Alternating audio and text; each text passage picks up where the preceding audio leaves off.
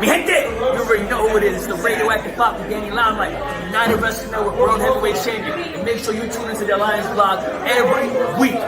You heard it here first. Straight from Bobby. Can you believe that there are some people in this world that did not tune in to the Alliance Vlog podcast? Shame on you! Shame on you. My name is Ella Envy, and I'm one half of the NWA Women's World Tag Team Champion. And I'm Kenzie Page, the other half of the NWA World Women's Tag Team Champion. And you better go listen to the Alliance Vlog. What is it called again? Podcast, period. Or you're ugly. Pretty Korean Power approved. All right. Hey guys, check this out. I am officially now sponsored by Dubby. Dubby is a clean energy drink made to give you focus with no crash. If you guys are like me, you're always needing a burst of energy, especially with one with no crash. Dubby contains vitamins, amino acids, a nootropic, and 150 milligrams of caffeine. It keeps me awake with no jitters, guys. Check it out. Merch link is in the bio. Dubby. Are you ready? Power.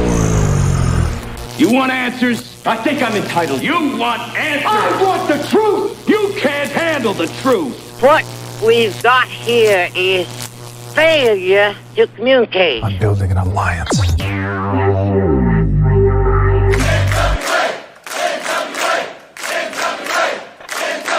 God bless the internet. Okay, let's party. It's showtime. It's time for the Alliance Guys podcast with your hosts Kevin Frazier, Jaden, DKM, and J. Cal. And what is up, everybody? Welcome. Wait a minute, let me get the microphone. Welcome, everybody, to a very special edition of the Alliance Guys podcast, a presentation of Alliance-Wrestling.com, your number one source for news and information for the National Wrestling Alliance. My name is J. Cal, and I am joined by a very handsome gentleman, and we're here to talk some wrestling. So what is up, Tim, Dave, DKM? How are you, gentlemen? Oh, are we on? I just thought it was a Time magazine and not like a Hustler or something. Do they still sell Hustler? Like you don't know. I don't. I can't afford that stuff. He's got a point. I mean, after all, he runs a wrestling podcast. You know, that's where the money's at. That's what they always told me anyways. Gentlemen, how are you this evening? Doing well. Doing good. Doing good. Good to see you, Scoob. Good to see you, Tim. Long time no see. Yeah, it's been a while. We've shared the screen with you and the illustrious DKM. Yes. Illustrious. Where's Mr. Jaden? You know, he's always kind of fickle. Sometimes he just doesn't like to make himself available. Or he works, one of those two. Yeah. Sorry, I've got business to take care of. Hold on a second. Business? Yeah, you know. What were you reading there? The coronation issue, DK? Yeah, I was a little disappointed. I thought there'd be more in it. It's a very small magazine that's primarily ads. But, you know. You hear what Luthez said? The All-Star team. Take that to heart, gentlemen. Wait. It'll be the All-Star team as soon as I do that. Oh. Well, he's got a point. I mean, I definitely have a point. So, yeah, this is the Alliance Guys podcast merged with the other Alliance Guys because, you know, we do this a few times a year. I think we did it last year towards the holidays where we started talking about, you know, the NWA and how we were grading it for the year. Now we're talking about Crockett Cup. And I think that's a worthy mashup reason because the Crockett Cup, let's be honest, it's one of the links to the past. You know, we talk about the anniversary show that's coming up on the 75th anniversary show. We all expect that to be in August and late August. But that's an invention of the pro wrestling organization era. That wasn't something that they were doing back in the early days of the NWA. At least it was not an event for the fans to attend. It was an annual meeting. The Crockett Cup, likewise was an event from the Jim Crockett promotion era. So those the two biggest events in the NWA currently have ties to both the pro wrestling organization as well as the Jim Crockett era of the NWA. And I think that's pretty cool. So, we're going to talk about the Crockett Cup tonight. We're going to do a little bit of power talk post Crockett Cup talk, but I figured this would be a good time to talk some NWA with you fine gentlemen. Yeah, man, this is my favorite it's my favorite pay-per-view of all time, but I realize that it's nostalgia based, and nostalgia puts rose-colored glasses over everything, because if you ever look back at the 86, 87, 88, overall they weren't great. It was a great story in the aftermaths, and it was a great story in my head for the teams that won, but I dig it, and I like the ones that we've had since then. And they didn't sell well either. Are you talking about the ones from the 80s, DK? Yeah. I mean, compared to today, they sold great, but compared to expectations, they didn't really do that well drawing a crowd. No, I mean, 86 wasn't there, it wasn't pay-per-view, it wasn't even closed circuit, if I remember correctly. It was live in the Louisiana Superdome, and they filmed it really badly, by the way, with for VHS to be, you could buy the tapes at some point down the road. And then by 88, it was basically over anyway. So, yeah. 86, 87, 88, right? Yep. And you knew you're in trouble in 88 when the team that won wasn't even a team going into it. They actually had different partners originally. That's right. So, but still, pretty good team, well, at least on paper. Yeah, it made sense. Do you know who they were, Jay? You're looking very blank over there. No, I think it was Dusty and Nikita, and they were originally team. It was supposed to be Dusty and Magnum and Nikita and. Well, you're confusing all the years, aren't you? I guess so. Yeah, it was in 86. Road Warriors were the number 1 seed, and Dusty and Magnum were number 2. But Dusty dropped out to face Ric Flair for the world title, and Ronnie Garvin took his place. Okay. And they made it all the way to the finals. There were actually no semifinals in that card. And they went straight from the quarters right to the finals. Yeah. And in 87, it was Nikita and Dusty who were a tag team at that point. And I don't remember who they beat. Maybe that was the Luger, Tully Blanchard. That was Luger and Blanchard. Yeah, another weird team that you didn't necessarily think of. Yeah. And then in 88, it was Sting and Luger won.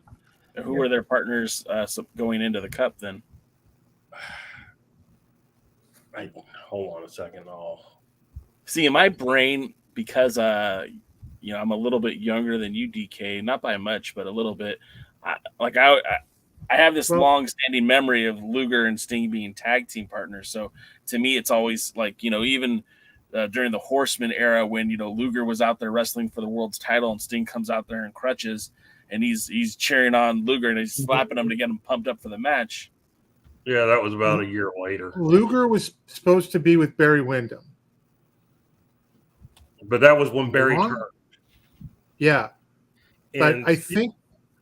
Yeah, I think, correct me if I'm wrong, but yeah, I think they got a bye, though, didn't they? Sting and Luger? No, I'm completely blanking on who it was. It was Sting and Luger. They ended up getting a bye, I think, into the quarters. But I don't know. I don't remember who Sting's original partner was. Sting's original partner was Ronnie Garvin, but I don't remember if he got injured earlier in the night or earlier on TV, but then he was out. So yeah, Luger and Sting got into the quarters. By the way, Ron Garvin, the toughest guy I've ever seen in drag. A lot of truth to that. And so they beat Luger and Sting beat Koloff and Murdoch in the second round or the quarterfinals, whatever. The quarterfinals, they beat the Midnight Express. The semifinals, they beat Powers of Pain.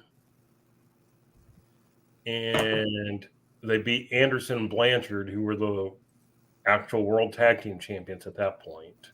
Okay, so I can't tell if you're reading this off the screen or is this coming out of your memory? I'm reading it off the screen. Okay. All right. That's more likely. Yeah. No. I'm reading it because I couldn't even remember who the original partners were and how they ended up together. So yeah, I mean, but it was like they got together on that night. You know, it wasn't like announced beforehand or anything. Yeah. This is how weird it was, and how short of teams they were. They actually had in the second round a bye versus bye, so that when Anderson and Blanchard got into the quarterfinals, they had a bye. Wow. Well, that happened. That happened in '86, right? You had when we went from the quarterfinals right to the final. Yeah, in '86, there was like 2 double DQs or something. Yeah, it was like 1 draw and 1 double count out, or double DQ or whatever. And so there were no semifinal matches, and they moved straight to the finals. Yeah, because I mean, let's be honest, that's a lot of things. Yeah, somebody just went, this is going too long. Let's go out there, double DQ finish, 4 minutes, get back here. So we have an interesting question in the chat from our pal John. He says, do we think there will be a title rematch on night 2 after an implosion on night 1? That would be kind of a swerve. It'd be an interesting way to present things. It's certainly possible. I mean, Scoob's been talking about that on the other show, and who might implode and who might not. I think it's going to be a lot of implosions, to be honest with you. It's going to be a pay-per-view filled with implosions. Yep. Yeah, I don't know. I just don't know. I mean, you know, my ultimate fear, of course, is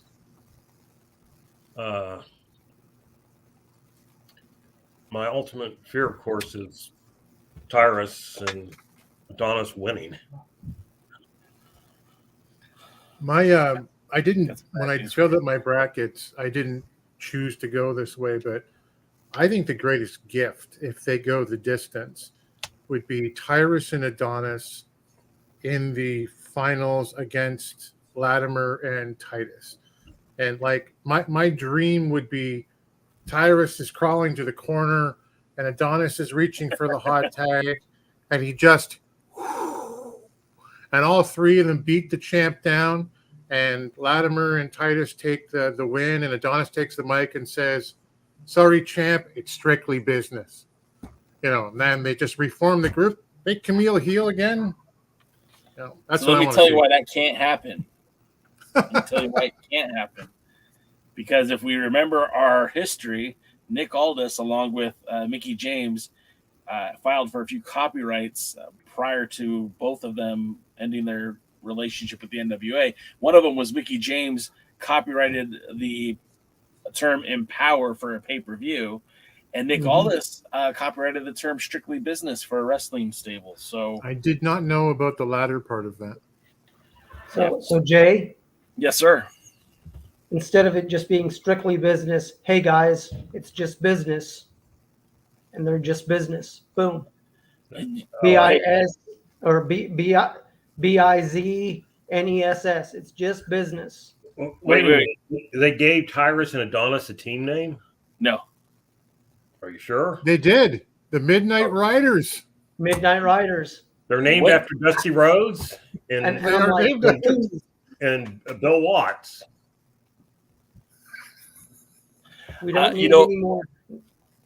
I didn't know that, number one. Number two, I think, the fact that you've got 3 physique guys in the ring against one large guy who's not very physique, I think a cut above works perfectly for that group as well. Yeah. Let's see here. We have the Midnight Riders.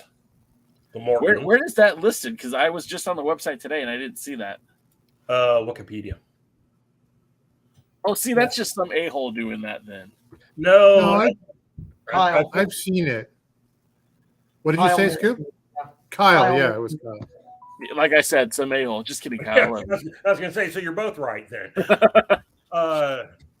Yeah, Midnight Riders, the Mortons, Magnum Muscle. Which, by the way, I hate that name. Magnum Muscle? Yeah. Savages, spelled just. You do listen to the other podcast. Yeah. Mike Knox and Trevor Murdoch, who don't have a team name, although Yeah, they do. It's Murdoch. Murdoch is We the people give them that name. Yeah, is a beautiful thing. The Country Gentlemen, the Spectacular. How did the Spectaculars end up in this? I looked it up once, and I don't think the Spectaculars have had a single victory as a tag team. I'm going to look it up right now, so you guys. No, they have. They have. You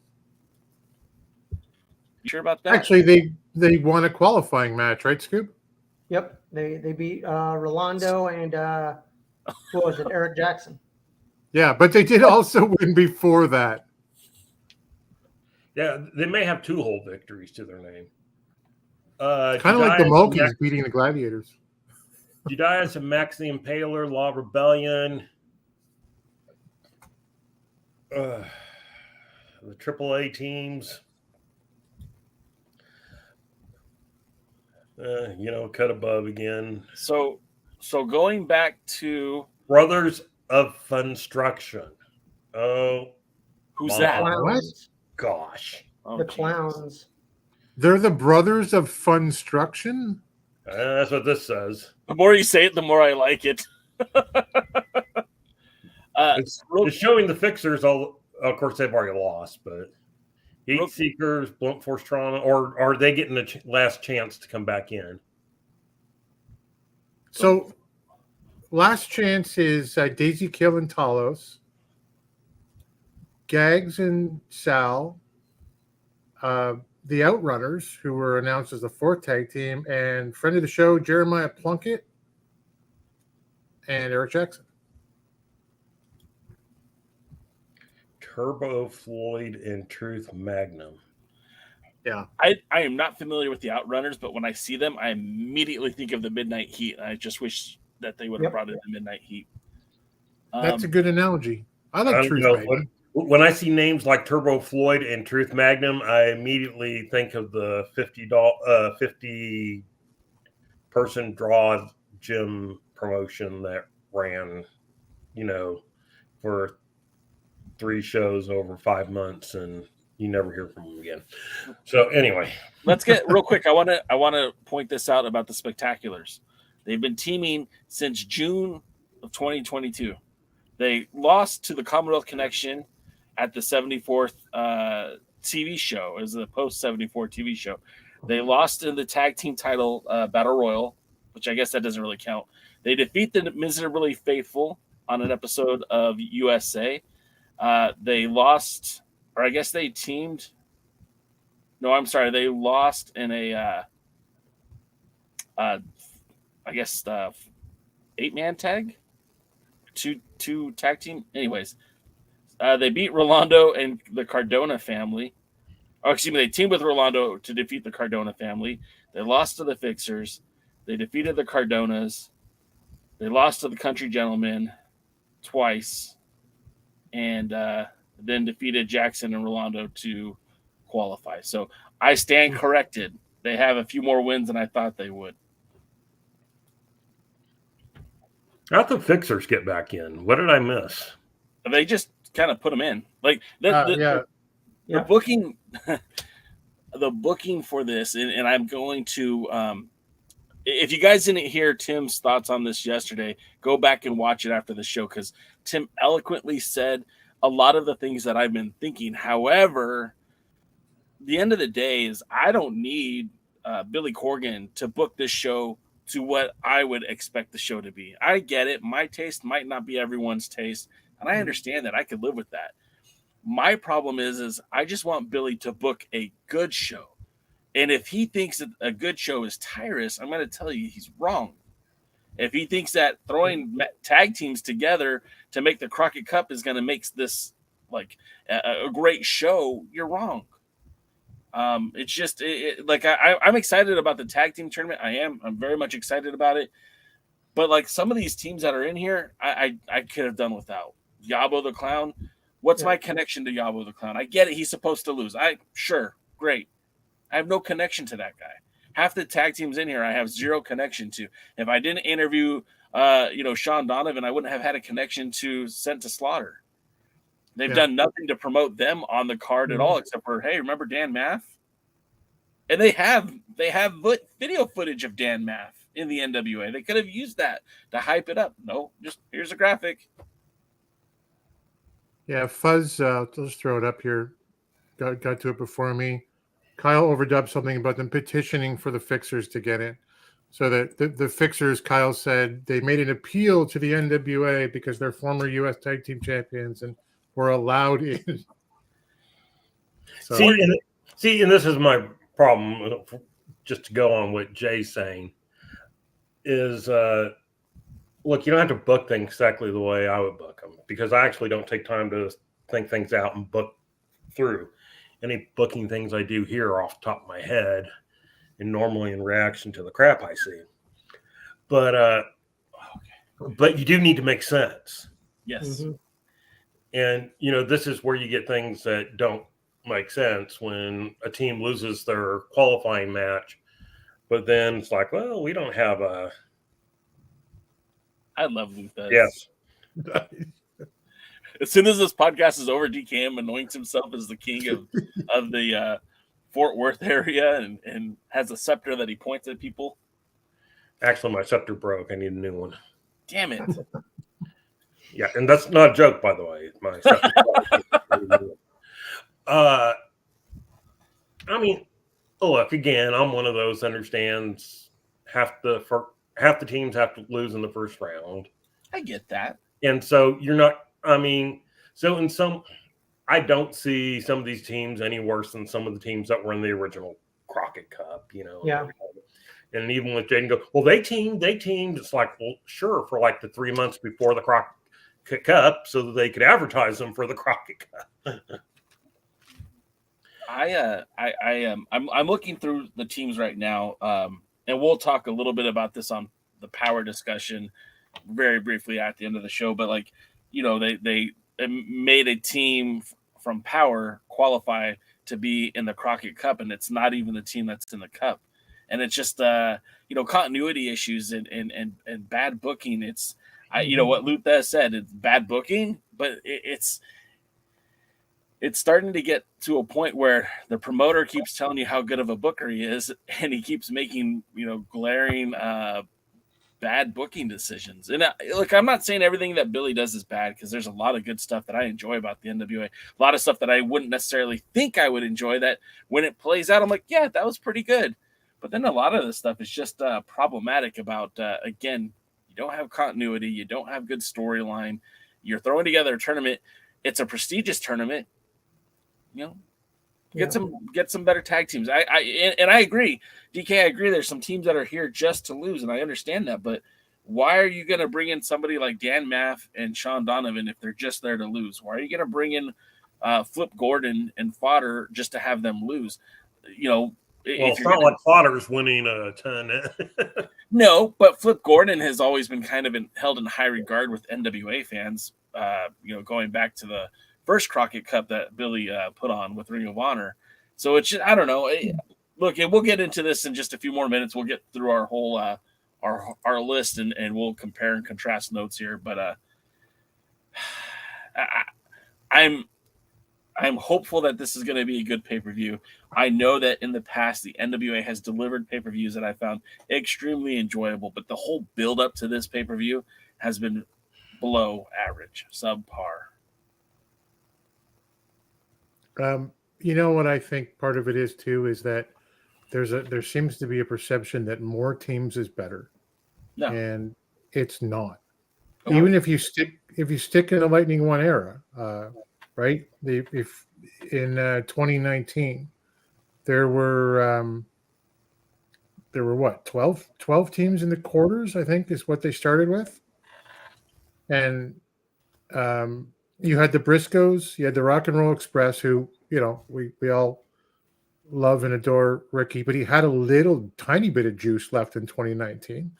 Yeah. You had Kojima and Nagata. I love that. Villain Enterprises, right? Bandito and Flip Gordon. Stuka and Guerrero Mai Jr. I'm reading this. I'm not remembering it. You had the War Kings, who were former NWA World Tag Team. No, wait. No, they weren't. Never mind. Sorry. I'm thinking of Dane and Conway. Conway. So, but Crimson and Dane, and you had the Wild Cards. And Isaacs and Latimer. Like it was a better field with half as many teams.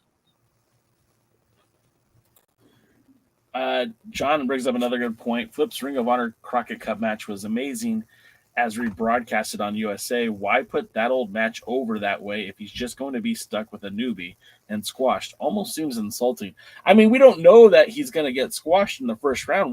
These are just our predictions. Not one of us has a hotline to Billy, and none of us are hearing anything inside. This is all just our opinion. And look, we could be wrong, man. Who knows? It might be a fodder flip in a Morton finals for all we know. But I just don't think. Never say that again out loud. Hey, man, it's the junior heavyweight division going forward.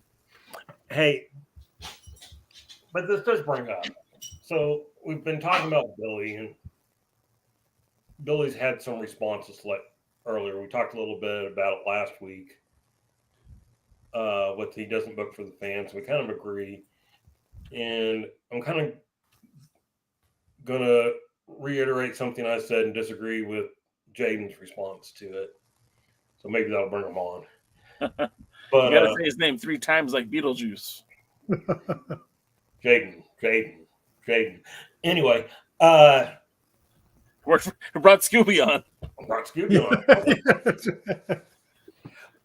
But we have the thing of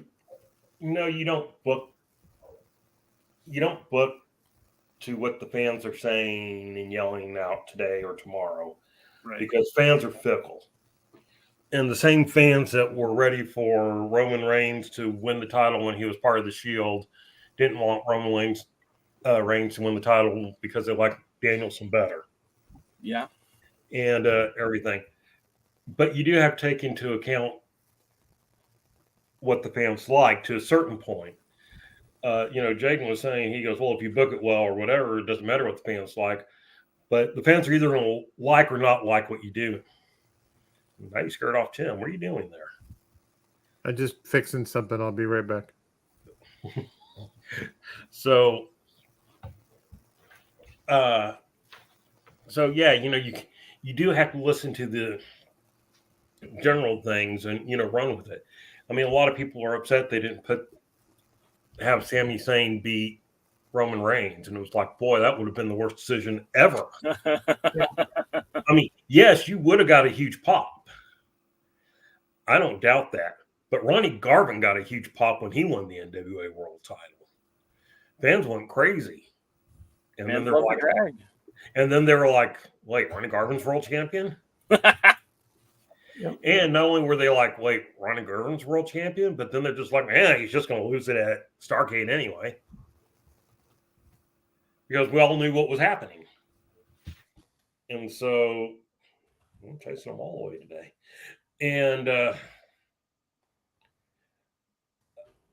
I don't know. You know, it's just you got to pay attention to what fans, and Billy likes to gaslight fans. and well, he kind of does. Sure. It was like when Bully Ray came out and talked to Tyrus, and boy, he just did everything he could to put Tyrus over. It's like, if you got to send Bully Ray out there to talk that, you know, Tyrus is the man, Tyrus is the one, Tyrus is the person. You know, it doesn't matter what all those fans out there are saying. Tyrus is great. If you need to have someone come out and do that, then it's the wrong guy. Yep.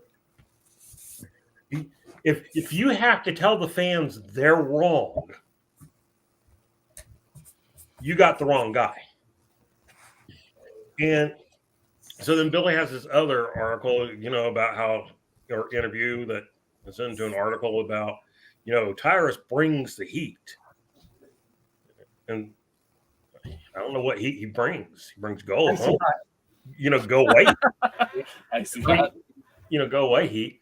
And then, so then you read the article and he's saying, well, if people don't like Tyrus because of his political views, well, they're not real wrestling fans.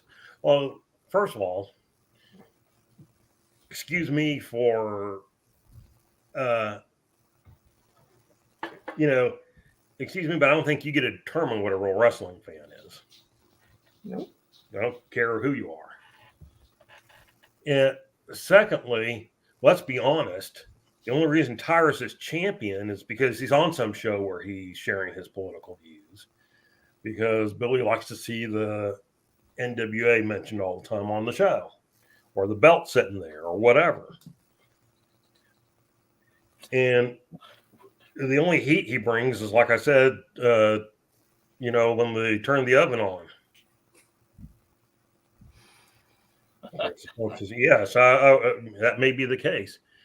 But yeah, you know, he doesn't have heat. That's the problem. You don't want to watch him.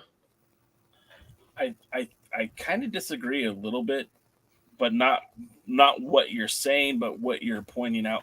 Because I think he does have some heat. I think there is some general interest in him wrestling. I think the problem is that he doesn't deliver on his matches. That guy could talk me into a match. When I hear him cut promos, I think, damn it, he's so good. He's good at cutting a promo. I can't lie about it. I can't fabricate it. He's great with his words. And he gets me to believe that this match is going to be good. The build-up for Hard Times 3, when he was talking about how important that matchup was to him, and he came down the aisle in the best shape he's looked in, you know, ever. And it was a pretty good match. Was it great? No. Was it good for Tyrus? Man, it's the 5-star version of Tyrus, which is still a 2.5 stars to everybody else. I can't invest in a world champion who can't go for more than 10 minutes without getting blown up. I can't go for a world champion whose in-ring work looks like Andre the Giant, not, you know, in the 70s or 80s, but Andre the Giant in the early 90s when he was near death. Yeah. I just can't go for it. I want to. Look, I want Tyrus to be everything that Billy Corgan says because the promos are there, man. If he could go, we would have a great world champion, but he can't. His body won't let him. And that's the problem, is like, let's just say what it is. He can't wrestle. Yeah, and I guess go ahead. I was gonna say, I guess the difference between you and me is that I know he talks well, but he never convinces me he's gonna wrestle well. Because he's had 1.5 good matches. That's fair. And Trevor Murdoch was involved in 2 of them. Yeah. I don't know. Okay, we're talking too much. Scooby? Yes. Talk. Yeah, just talk, Scooby. Talk on demand about Tyrus. Well, I mean, I agree with Jay in that Tyrus can talk. If he were a manager or he brought somebody up and he was using his influence to build a younger wrestler, I would agree with it 100%. I don't run the NWA. Billy's going to do what Billy's going to do. if I were running the NWA, I'd do things totally different. Seeing that you're having 2 days of Crockett Cup and you have all these outside teams and new teams being thrown together, they're not doing a taping that I know of. Nothing's been announced. So why do you have first it was 20 teams, then 24, then 26. I can't do the math to figure out who's going where. They should have used the last couple of tapings when they were in Chicago to do the semifinals, or at least the quarters. Yeah. To get it up to there and have your top 8 teams the first night, plus a couple other matches, and then your finals on the second night, where you use Power and USA to get some of these teams. You're bringing in all these great wrestlers and up-and-coming wrestlers, and that I know of, they're not going to be used at any tapings because there aren't tapings. So you're bringing them in for 2 nights for live wrestling, which is a good thing for them, but we're not going to see any of these teams. We're not going to see TNT, the Dudley Boys version 2. We're not going to see them in any more matches after the Crockett Cup unless they show up at 75. It's a crapshoot. It's one of these things of less is more. Use these teams when you can, and when you can do some actual recording of matches that mean something. That I'm glad that the clowns are only going to be there for one night, hopefully, and not in any more tapings. But to me, it seems a waste. They should have looked at what was going on and say, okay, we're going to have the top 16 teams, but let's work it down and have some pre-qualifying matches to get rid of the quote-unquote enhancement teams. It's less is more. Yeah. I'd rather have quality than quantity. 16 teams last year. Yep. My air conditioner's freaking out. Sorry. Listen, I was just thinking about something with Tyrus there. And, everybody said, like you said, now DK, Billy wants that world title on Gutfeld 5 nights a week. I think it's 5 nights a week, but I've never seen it. But just like he had the TV title on there before that, and that's the payoff. If you've picked, and I don't mean you, but I mean anyone who's picked Tyrus and Adonis to win the Crockett Cup, he could end up giving the actual wrestling fans who exist right now what they want by dropping the world title to, Adonis or EC3 or whoever, and keep the world tag team title and have that on Gutfeld. We wouldn't care so much. But something occurs to me. I didn't actually bring this up the other night, but when I was talking about Tyrus and why I thought, the experiment was worth taking for Mr. Corgan. But whether he consciously did it or not, Billy Corgan said, I'm going to go against what my wrestling fans want right now. The existing NWA fan base, which is, compared to the rest of the wrestling world, quite small, and put the belt on Tyrus in an attempt to draw a larger fan base that would be interested in Tyrus and be a Tyrus fan and make them NWA fans. So I'm actually going to favor the political pundit fans for my wrestling company than I am my actual, existing wrestling fan base in an attempt to, double their size or whatever. That's pretty ballsy. It's pretty risky. I don't know that Billy will be the first one to tell you that's what he does, though. He goes against the grain. And Billy will be sure to tell you that it was his genius that made the Smashing Pumpkins a huge hit in the States. When everyone told Billy not to do it, he did it. And he'll be the first one to tell you that. and he'll remind you that every chance he gets. Sure, but is he wrong? I mean, look, they just did a world tour in Mexico. They had a whole day dedicated to him. They did 10 dates in 15 days in Australia. And as I'm compiling right now, there's some 26 events that are coming up at the end of July, all the way through August in the United States. I'm not talking about up in your part of the world, in your country, Tim. And it's just, I guess maybe not. Maybe not. That's the thing. Like we can have a guy who we think is, if you'll forgive the language, in many cases, some people think he's an arrogant douchebag. He's what we call in business up here a fig jam. Fuck, I'm good. Just ask me. So, and if that's the case, that's fine. But it doesn't mean that he's actually automatically wrong about it. If he, if like I've heard a lot of arguments too in the chat and online about how wrestling or music isn't pro wrestling. Yeah, it is. There's a lot of similarities between the two businesses. And I think that one mind, like good skills, can transfer over to another. Do I think he's successful? I don't know. I don't like the booking decisions, but unless anyone can show me that Tyrus has or hasn't brought over, more buys to pay-per-views on Fight or more views to YouTube, till we have that information, I don't know that we can judge other than what it is that we like. And the thing about it too is those numbers, the Smashing Pumpkins and the NWA are not publicly traded organizations. They don't have any need or desire to show those numbers to the fans. It's not like Fight is coming out and saying, hey, the NWA just had more buy rates now than any pay-per-view before. No, we're not going to get that information. All of it's going to be on the hush-hush, right?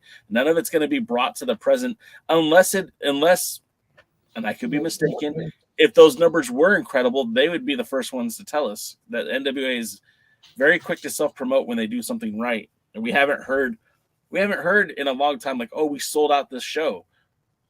We sold out Highland Park. Okay, you sold out 400 tickets. Like, yeah. Well, Carlton brings up a good point there too. By the way, if he says it hasn't grown, in fact, it might have gone down on YouTube. And that's really the watermark, right? Yeah, that's the only scorecard that we can see publicly. Yep. Here's kind of my thoughts on that whole conglomerate of ideas. I don't know how successful the Pumpkins have been or haven't been. Okay. I mean, I really don't know. They weren't in my generation of music. I mean, I've gotten to the point now where I never turn on a radio. Yeah, me neither. I don't listen to anything anymore. The way I tend to hear music is when my sons play something, and I'll think one of two things: either that's a lot of garbage, or hey, that's not bad. And even my sons listen to a lot of older music, and so I don't, the Pumpkins were not during my time. And so I don't know how big they were. I don't know how many hits they had. I don't know if they were niche or not. I really could not. I can't answer any of those questions. And, was Billy the sole person responsible for their success? Maybe. I don't know. But let me tell you how much that matters. It doesn't. Not one damn bit. Are there skills that are transferable? Maybe. I mean, I could run a successful Mexican restaurant, but I couldn't run a successful Chinese one. And the restaurant's right. Skills should be transferable. Well, you could look at it that way, but you could also look at it like I can manage, a restaurant, or I can manage, a facilities department. It's a managerial skill more than it is the flavor of the food that's being served. Yeah, I've watched a lot of directors completely F up departments because of that. because, oh, well, at a director level, they don't need to be, really knowledgeable. They just need the leadership skills. They were really good in public works. Let's put them over finance. It doesn't work. I promise you. I've seen it enough times. And but even there, here's the whole thing. It doesn't matter. Maybe 99% of people would be successful all across the things. It does not matter. Billy is not successful in promoting this Tyrus-led wrestling show at this moment. And anybody who's trying to argue that he is, I think it's basically lost it. Well, I mean, we may not have the numbers, but I do know reality. And the reality is what I'm seeing out there is there are far more people talking about the NWA now than there was 6-7 months ago. And 95% of it's negative. So, I mean, don't I'm not going to use some kind of quirky old saying, just don't bullshit me. Don't. And again, it's like I said, if you have to come out and have Bully Ray tell me how great Tyrus is, if you have to come out and tell me the fans don't get it, you're admitting to me you fucked up. Sorry, don't demonetize Jay, please. I mean, you're basically admitting it right then, right there. I mean, when Lagana and Corgan took over, they both had incredibly large chips on their shoulder. Lagana's was, probably the size of Tyrus. Yeah. And, he's gone now. He lived by the sword and he died by the sword. And, Billy's gotten more and more involved. Pun not intended. Pun move on. Pun probably not intended. and I'm sorry, you can't tell me he's a raging success.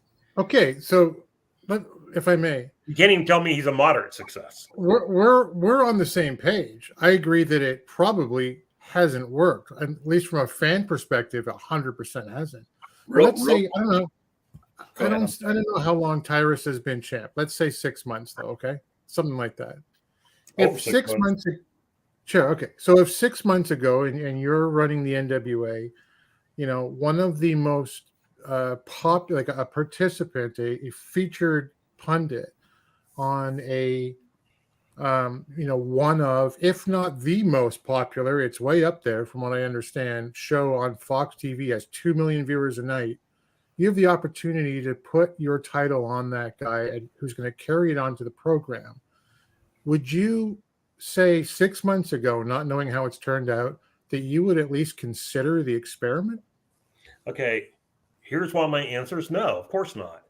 Because Tyrus was on there for a year with the TV title.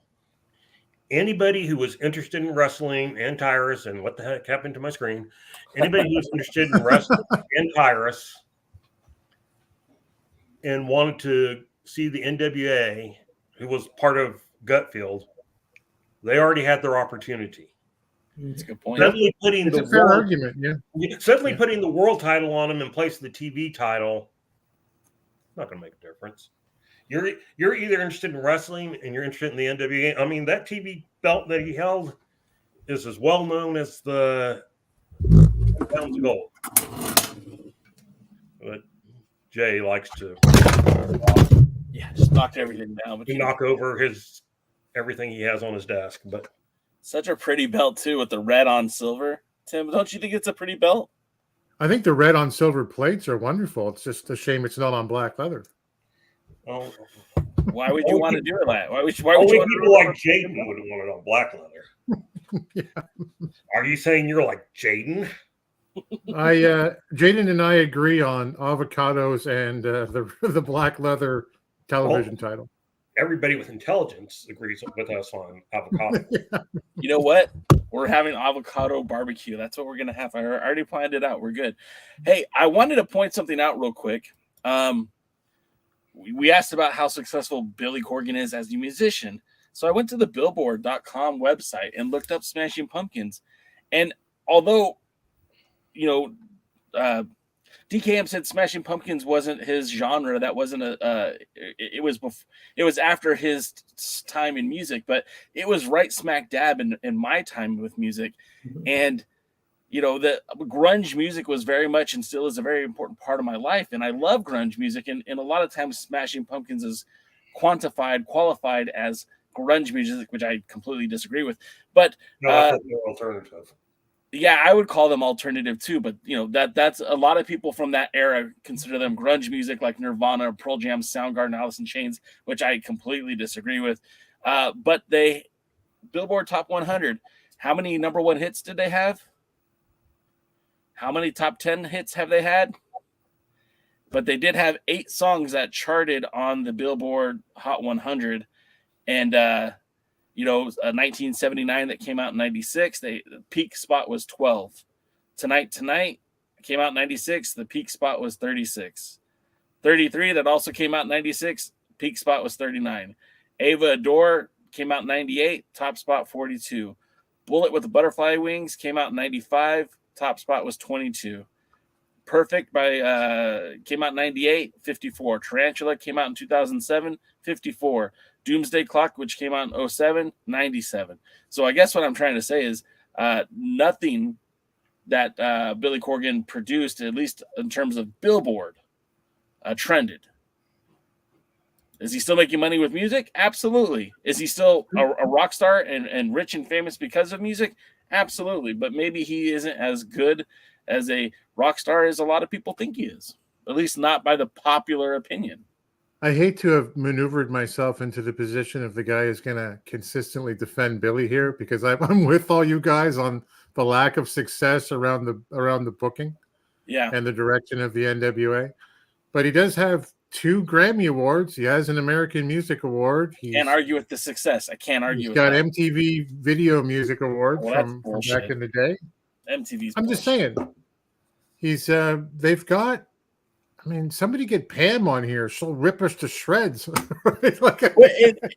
look, and when I had the option of watching a Smashing Pumpkin concert or going to a CMLL show in Mexico City, I chose CMLL.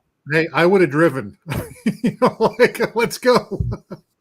I sat there and I'm like, man, I'm tired of standing all day. And it'd been a few hours.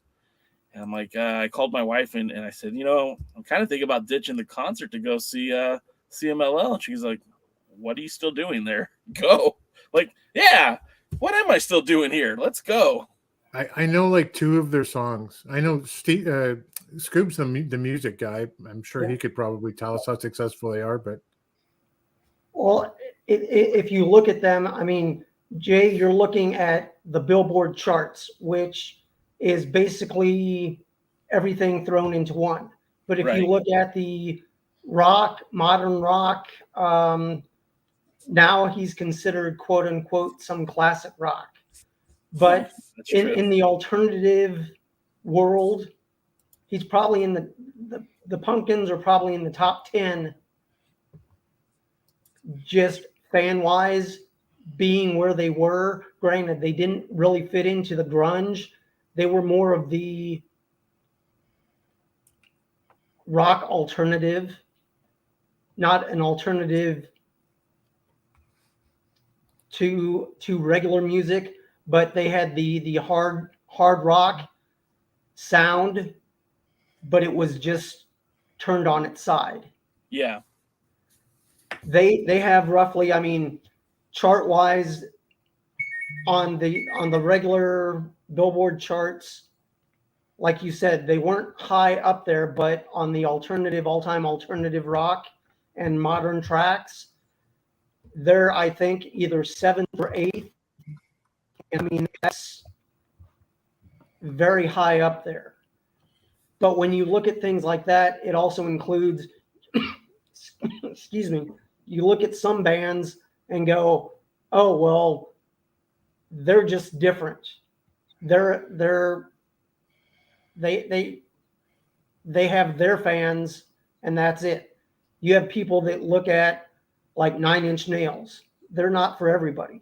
No. The same thing with Smashing Pumpkins, he tried doing his own thing, didn't want to conform, and he had enough people and enough of an audience that went along with what he did. Hey, I'm looking that he's doing the same thing with the NWA. It's one of these things of he's running it the way he wants to. If it works, it works. If not, no harm, no foul. He puts it on his shelf and he goes away. He's a musician, and this is his play toy.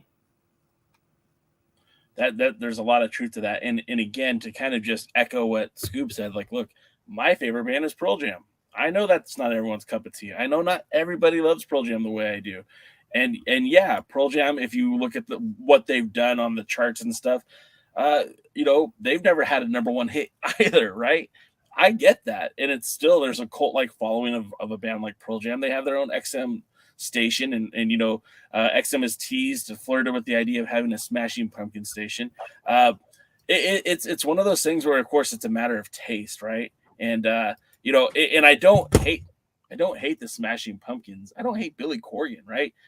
That's not the case. There's actually a lot of Smashing Pumpkin songs I like, but it's just, to me, it's like just what Scoob said. This is his plaything.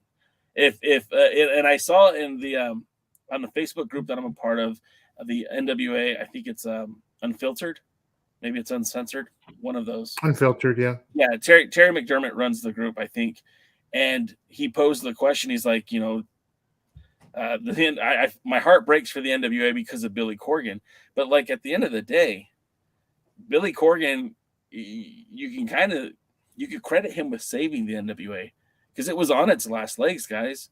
A lot, DKM knows this. We were there talking about how bad things were. You had Rob Conway in 2014 wrestling in the Superdome or in the Tokyo Dome, defending the 10 pounds of gold on a Wrestle Kingdom event. And then just a few years later, you had Tim Storm going to Japan wrestling in an indie show. I mean, the interest in the NWA was rapidly decreasing. Bruce Tharpe was trying to sell the brand to anyone that would buy it. He solicited offers from the WWE, uninterested. They could have just bought the name. They could have renamed it NXT. They could have called that NWA, right? They could have done that. How much would Triple H have loved to call NXT NWA? It would have cost them, what, $1 million? Is that a whole lot to the WWE? Probably, I don't think so. Which is to New Japan. New Japan didn't want to buy them. Nobody had any interest in purchasing them. So for as much shit as I talk about Billy Corgan, I'm also very grateful for Billy Corgan, because had he not bought the NWA and put money into the NWA, we'd be talking about MLW right now. Nothing wrong with MLW, by the way. But I'm just saying, we wouldn't have any NWA to be talking about. So, I mean, for as much, and it's his baby. This is his toy. It's his plaything. He's going to do it the way he wants to do it. And again, I'm okay with him doing it the way he wants to do it. I just want him to do it better. That's all. Agreed. Which is, to that point, while there have been a lot of great NWA champions post 1994, like guys you can go, these were great wrestlers. Chris Candido, Dan Severin's in that group. Even as personalities like Steve Corino or who did he lose to? Shinya Hashimoto. And on the entire TNA years with Jarrett and AJ Styles, Christian Cage, all those guys, right? And even beyond that, we all love Adam Pearce. Blue Demon was in that group 10, 15 years ago. And, and everybody we've talked about leading up to the Lightning One era, just before that, with like Tenzan and Conway and Jack Stain and all that stuff, and all this. You could argue all of these guys are great champions, but have any of these figures, have any of the people who have been promoting it, and have any of the figures that have been promoted ever taken them too far, the NWA, off of life support? This is like 30 years. Like the NWA has been teetering on the brink before Billy Corgan, which is why I maintain that at least 6 months ago, the experiment was warranted to try to get a bigger audience. I will question, or I will respond to that by saying that in 2005, 2006, David Marquez was running small to medium-sized arena shows all throughout the Southwest, Southeast, Texas, Florida, Arizona. They were doing shows north of the border in Calgary, and not Calgary, in Alberta. They were doing shows in like Wyoming. And these were small arena size shows. Vegas was like almost like a home for them. The Orleans Arena, not Sam's Town Live, where Ring of Honor used to tape and where Future Stars of Wrestling tapes, but in the arena, in the Orleans Arena, which holds like 15,000, they had about 5,000 people there.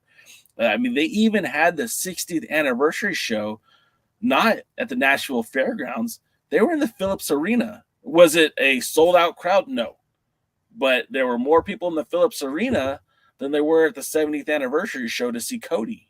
You know what I mean? Right. Like there is, to your point, there have been times where the NWA has made those strides to being something bigger and better. But up until the Bruce Tharp era, it was always by committee, right? There was a few promoters who would put in the work to make things happen, but that doesn't mean that everyone was on board with it. When Dave Marquez went into Texas to do a show in in Houston or in Galveston or Brownsville, like he had to have permission from the local promoter. And more often than not, he would have to have all kinds of local talent who maybe weren't ready for big time wrestling. He'd have to put them on the show just to have the blessing to be there, because that's what an alliance was.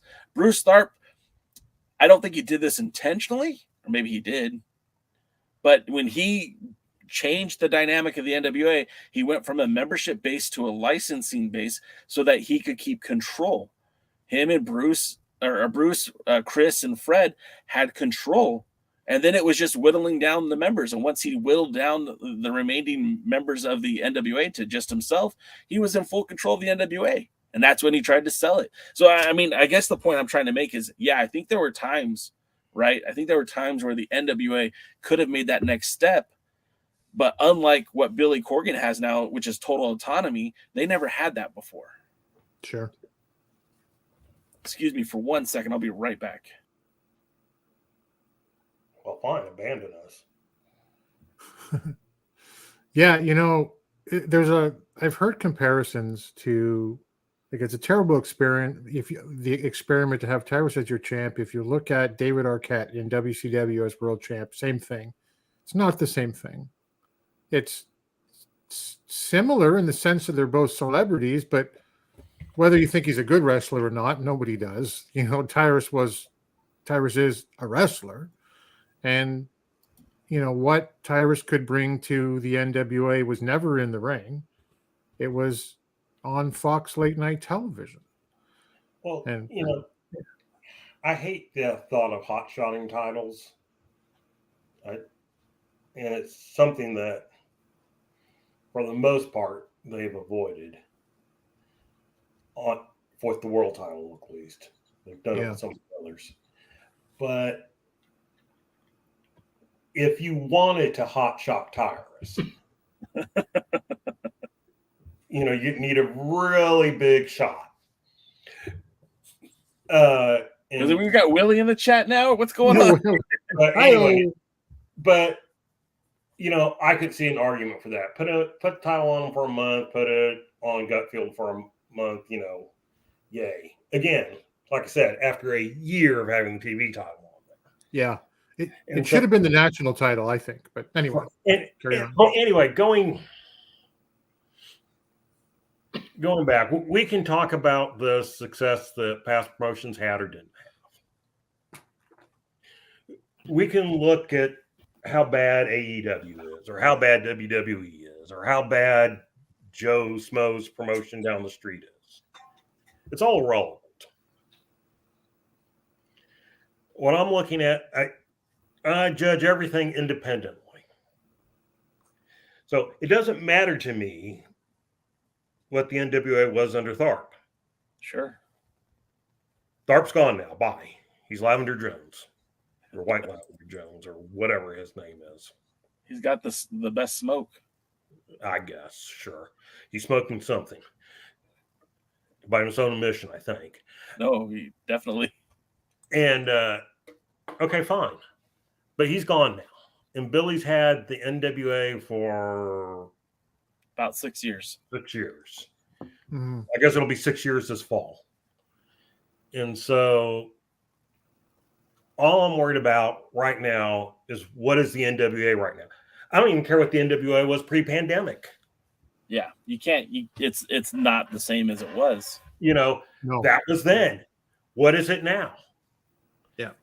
You know, and right now it's not good. And right now they have a bad world champion or bad choice for a world champion. And right now they have a pay-per-view coming up that I am not in the least bit interested in. There is nothing at all that excites me, with the exception of Thrillbilly and EC3, but I don't believe Thrillbilly's going to win, hopefully, but I don't believe it at this moment. And so that has me in a thing of, do I even want to buy this? Or do I just want to listen to everybody else moan about it after the fact?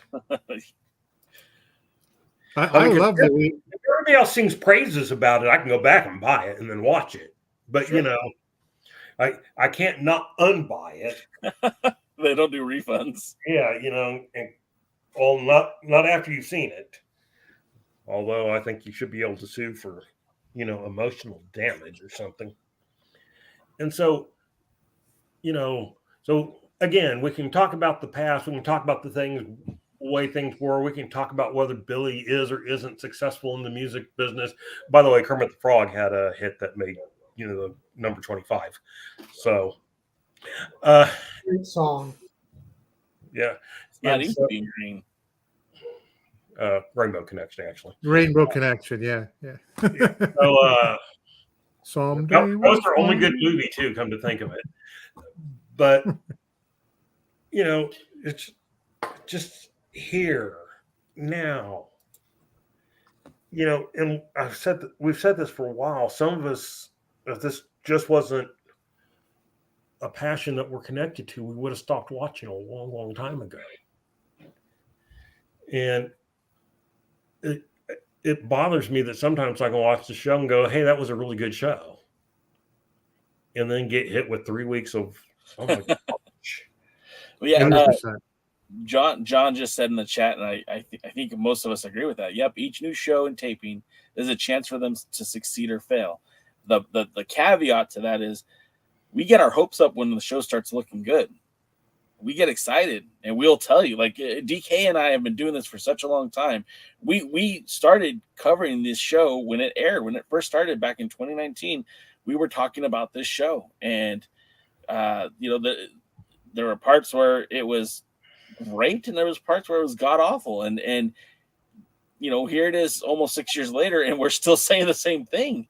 It's like some of these kinks need to get worked out for sure. But I also don't want to continue to beat the dead horse here. I mean, we've made the point. It's pretty clear. It's pretty evident. You know, this pay-per-view, to what DKM said, he's not super excited about it. I am excited about it. I know Tim's excited about it. Scooby, you're going to the pay-per-view, right?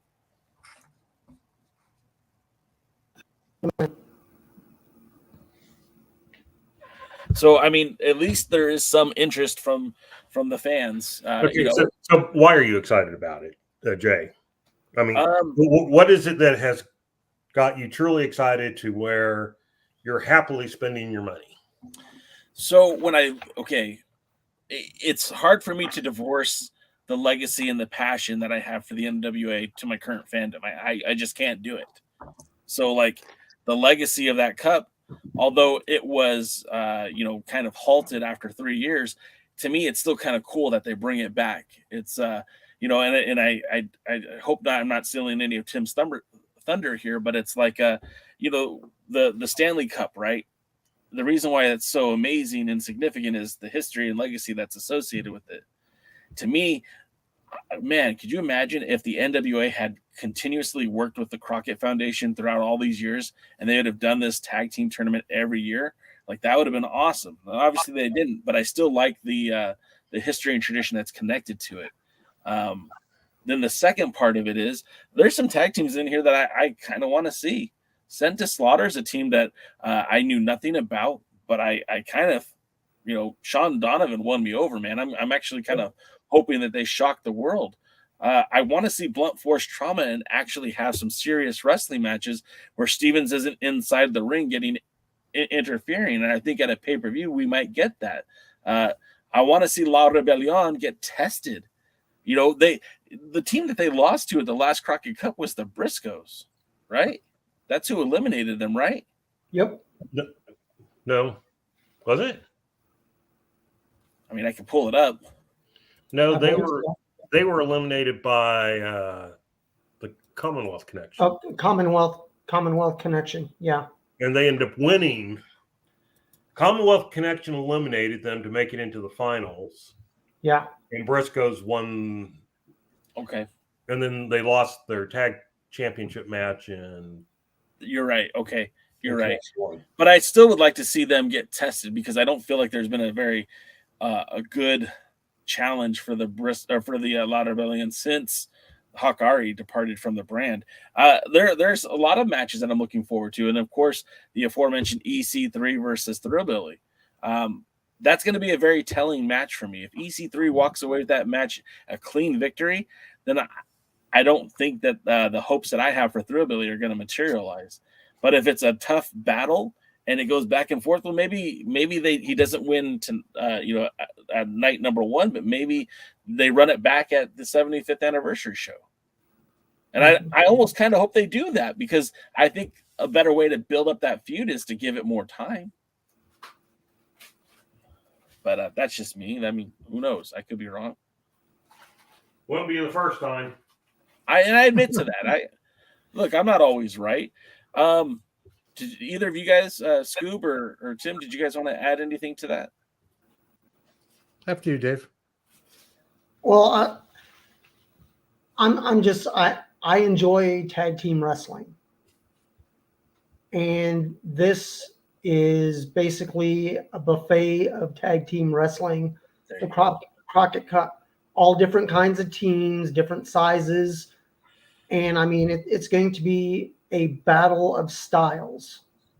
That you have your big brutes, you have a couple teams that do lucha style, you have a couple teams that I've never seen before. I can watch them on YouTube, but I'm glad to actually be able to see like TNT in action.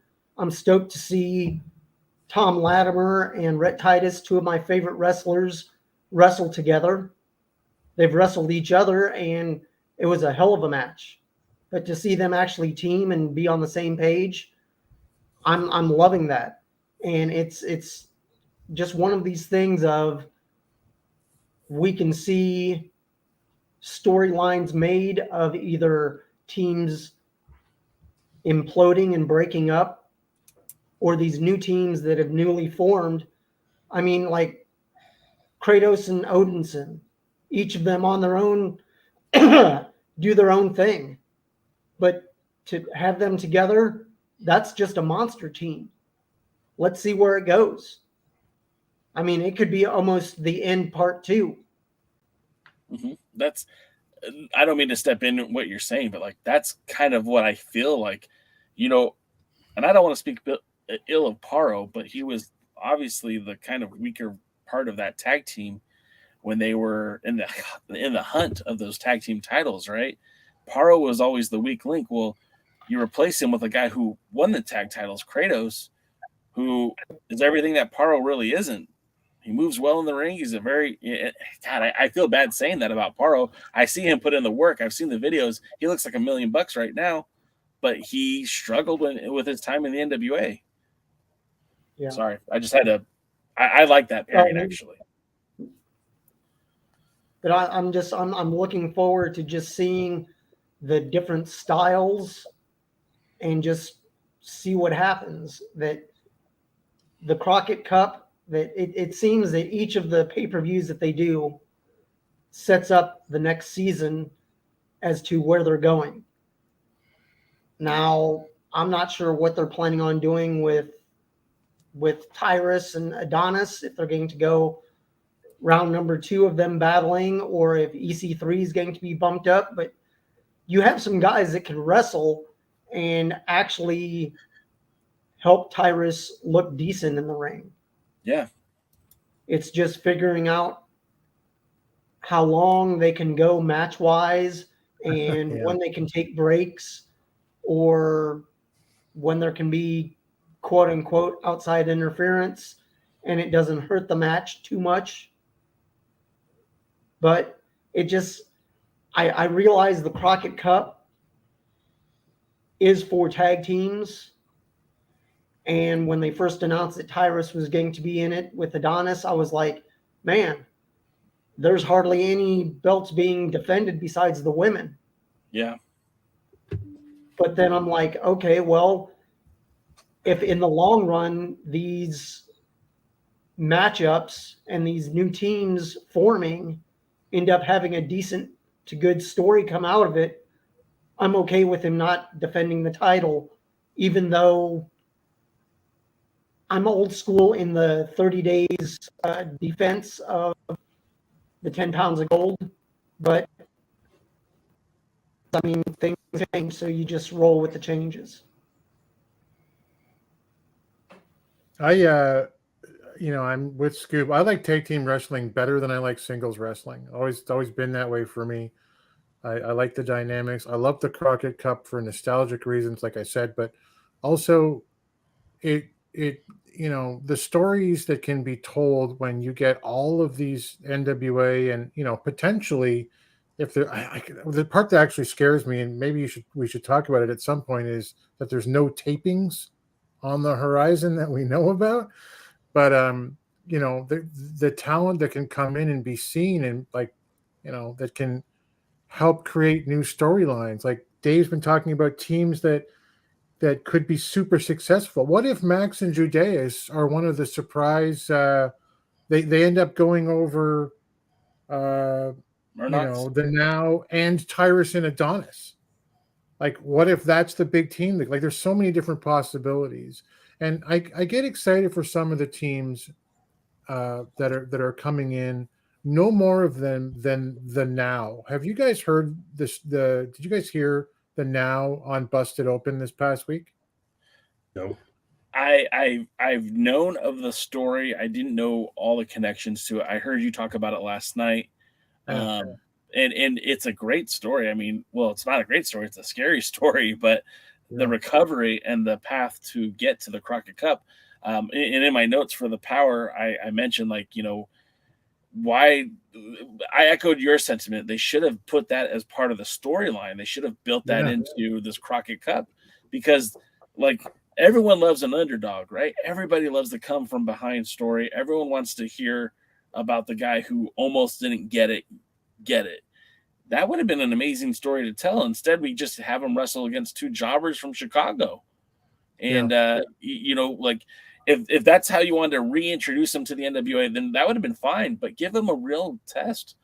Have them face the Spectaculars. Have them face a tag team that was viable or could have been viable. We got an enhancement match, and it wasn't even a very good enhancement match. Right. Sorry, I'm going off.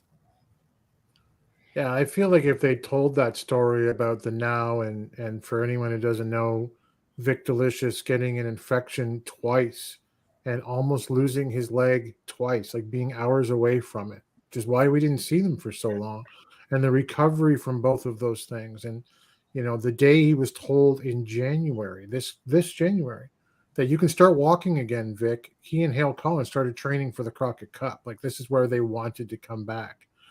And it's stories like that's a very unique, special story. Like you say, should have been told going into this. But there's lots of other stories that come out of this pay-per-view when you've got so many talents involved. And I'm okay with the titles not being defended. The only thing I would like to see is just like previous Crockett Cups of old, is you do your up to your quarters or your semis.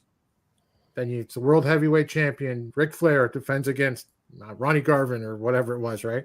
And then you do your finals for the Crockett Cup on top. That's the way I think it should have been. You said something, Tim, that I thought was interesting, and I don't even remember who said it earlier in the chat, but it might have been Dave Scooby. But they did film some matches while they were in Australia. What does that mean? I don't know. Are we going to get some Australian matches after the Crockett Cup? I mean, there were 6 NWA talents, wrestlers, grapplers in Australia. Oh, maybe 7. Mercurio, Markova, Kenzie Page, Alex Taylor, of course, Silas Mason, our World Junior Heavyweight Champion Kerry Morton, and Lada Bellion, the tag champion. So I guess there was 8 talents. You can't do 8. You can't do the lead to the 75th anniversary with matches only featuring those 8 talents. I mean, you could, but I'm sure that's going to destroy the buy rates.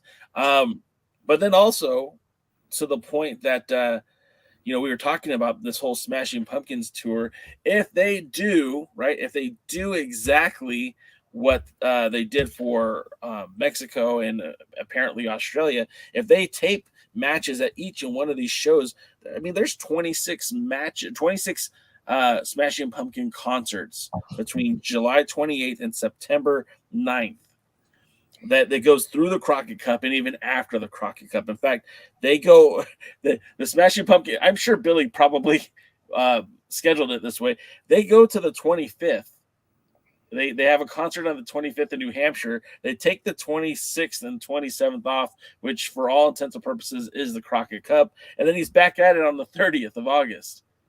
And if wrestling is connected to each one of these concerts, because we don't know 100% if that's going to be the case, if it is, well, damn.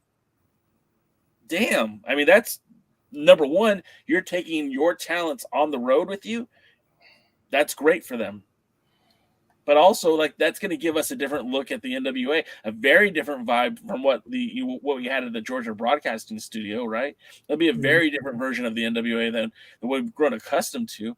But I think having all those matches and shows on the road would be a very interesting dichotomy, and using this time to build up to the Crockett Cup. Now, maybe there's going to do some TV tapings in the month of July. This concert series doesn't kick off until July 28th. Maybe the plan is to do some live taping events in July, or maybe at the end of June. We haven't been made privy to any of that yet. And maybe we'll hear about that after the Crockett Cup. So remember that year? Do you remember that year? Was it last year or the year before? It was like, we're going to take 2 months off and reset, and then it was back it was 3 years ago, right? It was back for the Attack. Came out, your favorite pay-per-view. That was, I don't want another pause in the NWA. Nor do I. Real quick, I'm going to say his name 3 times, and maybe he'll appear on the screen. Jaden. Jaden, are you there? I've never really been there, and unfortunately, I apologize. I had no internet for the last hour or so. You lucky devil, you. We'll forgive you this time. I don't know what happened, but we had no phone signal, no internet, nothing. It's like an EMP or something went off. Man, I never get that type of luck. Tim, somehow, some way, you have us in the other Alliance guys. Oh, do I? I'm sorry. Was there something you were going to pull up from there? No, I was just seeing if I could, so that you could, when we get to Kenzie Page and the title earlier, change it back, Jay. You could see we have the belt in the overlay. Oh, you know what? I have that and I didn't put it up, but I'll bring it up. I'll put it in there. Yeah. So So we're getting ready to talk about the Crockett Cup, Jaden. You missed about all the fun stuff. You want to hang out and talk some NWA with us? Well, if I have to. Yeah, you kind of do. It's kind of your job, you know. The unpaid internship that you have with the Alliance guys. So, all right. So let's real quick. Let's get to the Crockett Cup. You want to talk about the teams first? Or you want to talk about the matches first? Let's get the matches out of the way. That way, the teams would be, I guess, the main event. Okay. Well, the first thing that we have at the Crockett Cup, we know we're going to have the buy-in match, right? The last chance match, and that's going to feature, the throwaways for the number 24 seed. You've got Daisy Kill and Talos. You've got Jeremiah Plunkett and Eric Jackson with Danny Dills. You've got the Miserably Faithful, assumingly with Sinister Minister, and the Outrunners, a team that I'm not familiar with at all. But this will be their last shot into the Crockett Cup. I imagine this will probably be on the pre-show, if I'm not mistaken. Any thoughts on who's going to be the number 24 seed in the Crockett Cup? We'll start off with you, Dave Scooby. You're going to be there live. Who do you think is going to be the 24th entrant? I'd like to actually see them push Daisy Kill and Talos just because they were featured on the Chicago tapings. Nothing against Gags and Sal or Jeremiah and Eric Jackson. But I think pushing newer talent can do something for the NWA. It'll keep, hopefully, that talent around. And I mean, the Outrunners, I've seen a little bit of them, but they're more or less a indie darling team, flavor of the week. If they go, it's fine, but then they'll have to lose unless they decide to push them all the way to the finals. And I don't think they're that good of a team to be pushed towards the finals. Use what talent you have that is either getting established or already established. And I think push the Daisy Kill Talos team just because they're different. How about you, DK? Who do you think walks away with the wild card victory? Or who do you want to win? I mean, if it was Devin, who would you put in there? I'd put in Plunkett and Jackson just because I like Plunkett. As far as who I think is probably going to go in there, I'm kind of in agreement with Dave. I think it'll probably be Daisy Kill and Talos. Although I do have fears that they'll do the Miserably Faithful, but Tim, do you have an alternate selection? I do not. It's Daisy Kill and Talos for me, although if it's elimination, which it probably will be announced as, I would think it'll come down to them with Gags and what's his name? Salapal. But yeah, it only makes sense to have the 7-foot monster and the guy who causes all the problems right now with his ukulele go into the next match. I am going to go off the cuff here, and I'm going to say it's going to be Jackson and Plunkett. And boy. And in fact, I'm actually going to throw this out. I think it's not going to be Jackson at all. I think Alex Taylor will be Plunkett's partner. That's my swerve. Feels like inside baseball right now. No, this is just look. Taylor got hurt in Australia. It's been about a month and a half. Maybe he's ready to come back. And I know that on TV they kind of said, Danny Dills says, "Oh, I have papers on him," talking about Jeremiah Plunkett, but he also said it about Alex Taylor as well.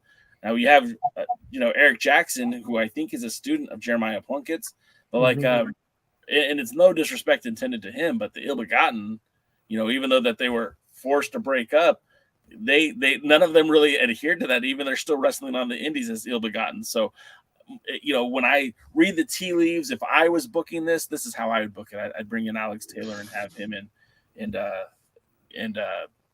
Jeremiah Plunkett advance. So I'm going to write that down. I guess that leaves me. Yes, sir. I'm going with the flavors of the week because that just sounds like something Billy would do. So who's the flavors of the week? Who are they again, Dave Scooby? Outrunners. Outrunners. Oh, the Outhousers. I'll choose them. Well, it's kind of hard not to advance a team with Turbo Floyd and Truth Magnum. Now the real question is, how's that going to change everyone's Crockett Cup bracketology? But we'll get to that in a moment.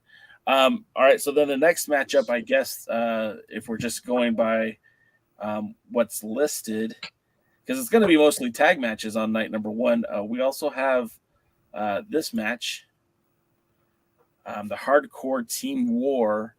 We know that La Rosa Negra will not be in the Team War. She apparently got injured.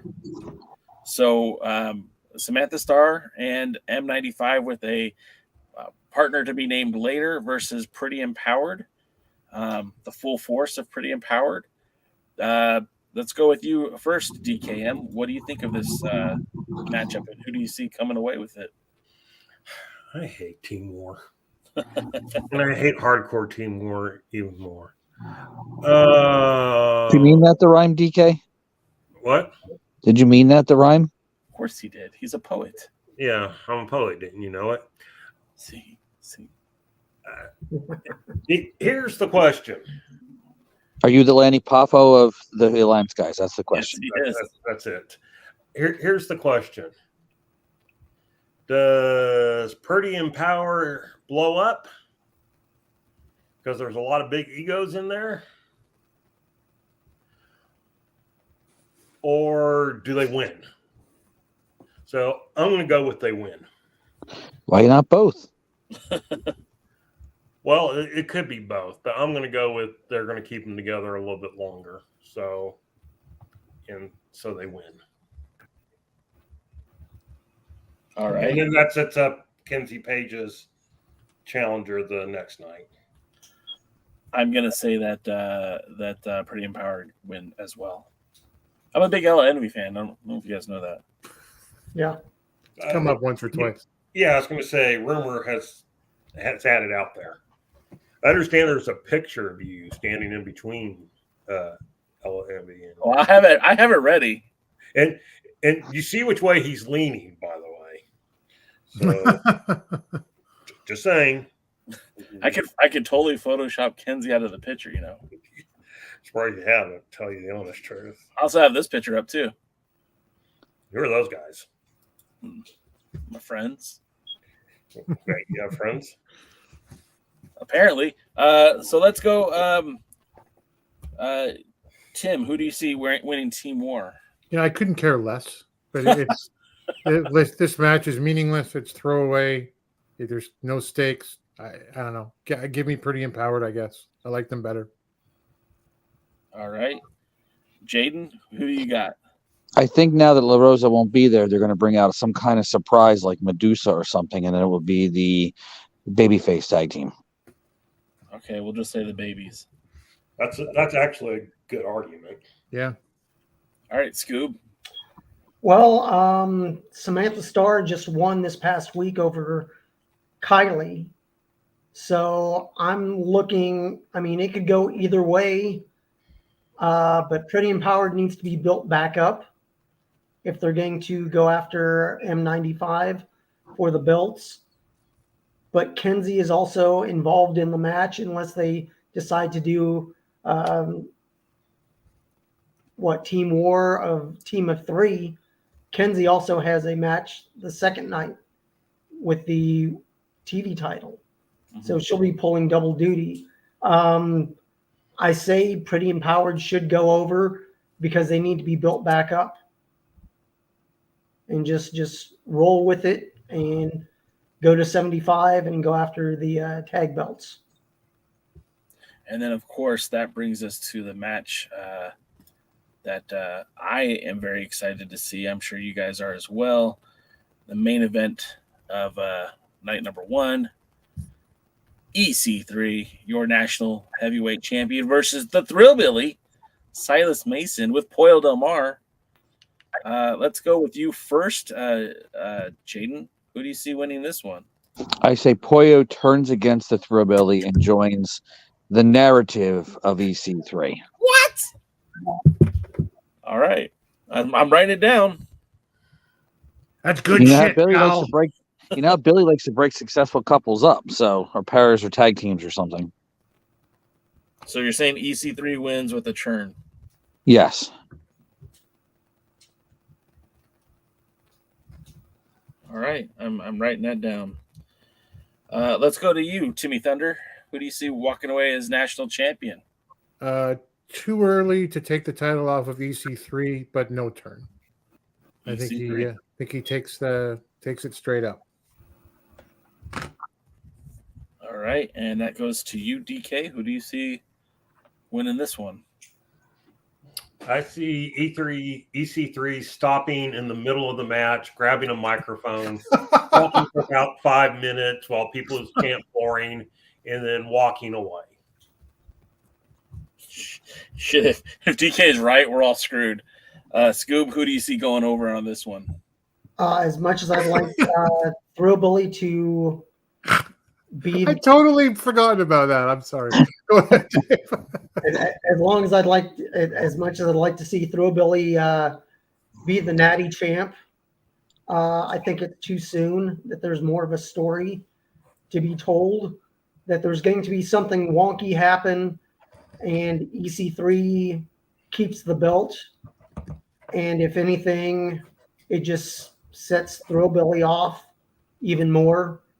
So at 75, he can win the national title.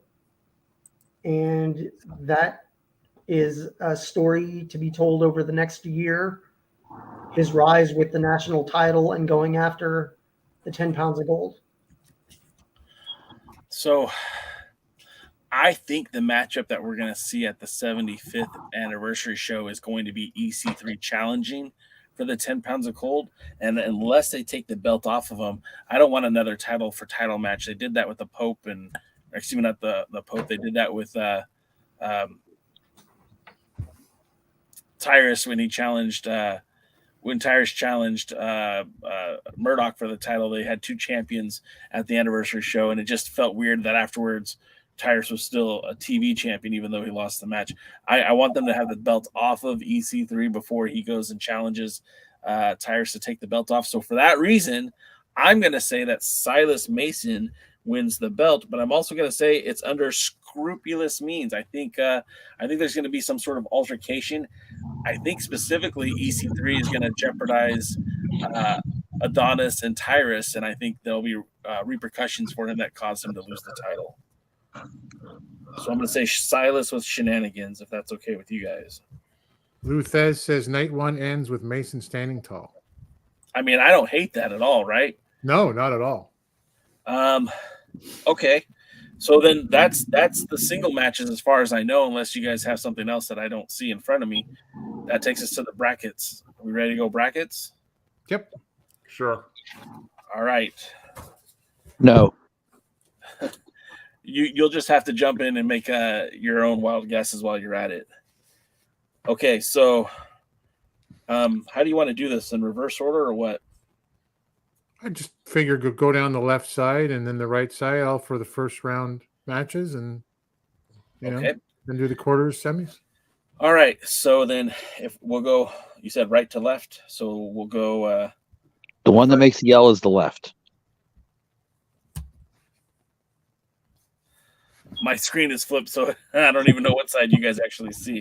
Okay, we'll just start off with Fodder and Flip, okay? We got Fodder and Flip taking on Sent to Slaughter.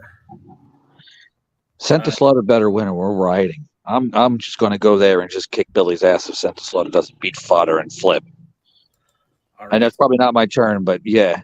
If they don't win, then Billy Corrigan needs to take a long walk off a short pier into a shark's mouth. Educate me, Jaden, about Sent to Slaughter. All right. Dan Moff was part of a tag team with Monster Mac. They were really, really just like the kind of like the Doom / Road Warriors / ass kicking tag team of the Northeast for years. And Dan Moff is spent time in Puerto Rico. He spent time all throughout the Northeast, spent time in Ring of Honor. Really good, talented wrestler. Sean Donovan is a protege of Dr. Tom Pritchard, a protege of Biggie Big. Some if dog fans might know that name. Protege and studier of Chris Candido, a true student of the professional wrestling game, idolizer of Terry Funk, and an old school professional wrestler. If you haven't checked it out yet, check out Jay's interview with Sean Donovan on this very channel, Cheap Pop. Make sure you like, comment, and subscribe and share. And you'll see how great and how old school and how NWA, the way we like it, Sean Donovan is. As a tag team, it's more like a Cadillac and a tank, kind of like the Heart Foundation style. So that's what you're kind of see more in there. Plus, Sean Donovan is, like I said, a classic wrestler. Dan Moff's a little nuts. Yeah. So I'd say it's Brighton Anvil. Now, if you think of it, that's the best compliment I can give him. Awesome. All right. So then, with that being said, Scooby, let's get your pick on this one. As much as I'd like to see Maff and Donovan go size-wise, I think they'd have it. But with Flip Gordon being teamed up with Fodder, I'd like to see that team go forward, even though it is somewhat of a control your narrative where they met. But I actually like Flip Gordon being in the NWA, and if he can get a little rub in the Crockett Cup and then break off and do his own thing, because I don't see Fodder and Flip as a cohesive tag team. So you're saying Fodder and Flip? Fodder and Flip, but then if they win, they'd be going against La Rebellion in the next round, and I don't see them. I see them having a good match because they match up size-wise, but I don't think they'd go any further. Timmy Thunder, who you got? I've got Fodder and Flip, the Flippin' Psychos, as Dave calls them. That's good. I think, like him or not, and hasn't won has lost as much as he's won, but Fodder's fairly heavily featured in the NWA these days. Flip Gordon's been in the Crockett Cup before. Actually, I think Dan Moff has been in the Crockett Cup before. Has he not? Did he not come in with title? He was in the TV title tournament at Hard Times. All right. Yeah, I'm going to say, yeah. So yeah, Fodder and Flip for me. All right, and DKM, your choice. Well, I want Sent to Slaughter to win because I would prefer to see them against La Rebellion. I think that would be a more interesting matchup. Whoever wins, I don't think is going to get past La Rebellion. So just looking matchup wise, I'd rather see Sent to Slaughter. I want Sent to Slaughter, but my gut is telling me Fodder and Flip. So that's what I'm going to go with as well. Hey, if that happens, we're making Billy throwing him in the ocean. We'll be the Billy Ocean. Yeah. Real quick, Luke Thez has some fantasy booking. I'm going to fantasy book this thing until Thez on a high mountain hears me. La Rebellion wins the cup. Murdoch hits the ring and lays them to waste, all leading to Murdoch's taking the straps at 75. La Rebellion going home. All right. Getting back to the tournament, we've got match number 2, Scion and Clearwater versus the Last Chance. So this one will be interesting because it's whoever you picked in the wild card versus Scion and Clearwater. So I'll start with you. I'll start with me because I haven't gone first yet. Plunkett and Taylor versus Scion and Clearwater. Again, I'm going to book with my heart here, and I'm going to say Plunkett and Taylor are going to defeat Scion and Clearwater. So that's my choice. What say you, DKM? What's your choice on this one? DKM said he's going to be right back, so maybe you should get to him last. Then let's go to you, Timmy Thunder. What do you got? I got Daisy Kill and Talos going over Scion and Clearwater, who implode on the very first match of the Crockett Cup pay-per-view. All right. Mr. Dave Scooby. You're muted, Dave. There we go. Well, I have Daisy Kill and Talos. I say push Daisy Kill and Talos because there's going to be an implosion with Scion and Clearwater. Basically, I mean, they've been. It has to involve something with Austin Idol. Jaden, do you have a pick in this one? Yes, I'm picking the Outhousers because they're the flavors of the week, and Billy Corgan likes that stuff. Plus, Dave Scooby keeps going to some kind of alternate dimension every few seconds, so that's kind of cool. I think it's just the connection, unfortunately. And then DKM's not here, so. Luthez says Crockett Cup or divorce court. They end up looking like a lot alike. I think there's going to be a lot of dissension in this cup, and I don't know what else we can do about it. It's just it seems like it's wow. Now Scoob's gone. It's just you and me, Timmy, and Jane's here too.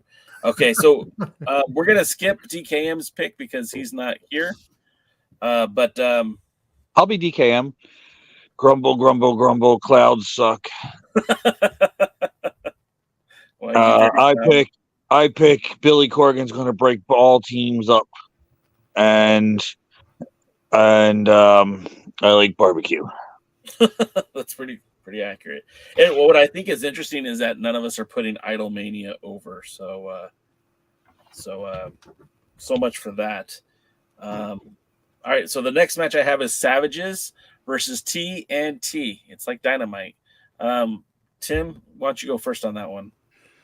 As much as I'm looking forward to the Sons of Devon coming in, just to seeing what they're all about, because I've never seen them wrestle, I think they go down in pretty quick fashion to the Savages of Jack Stain and the Bulletproof Troop.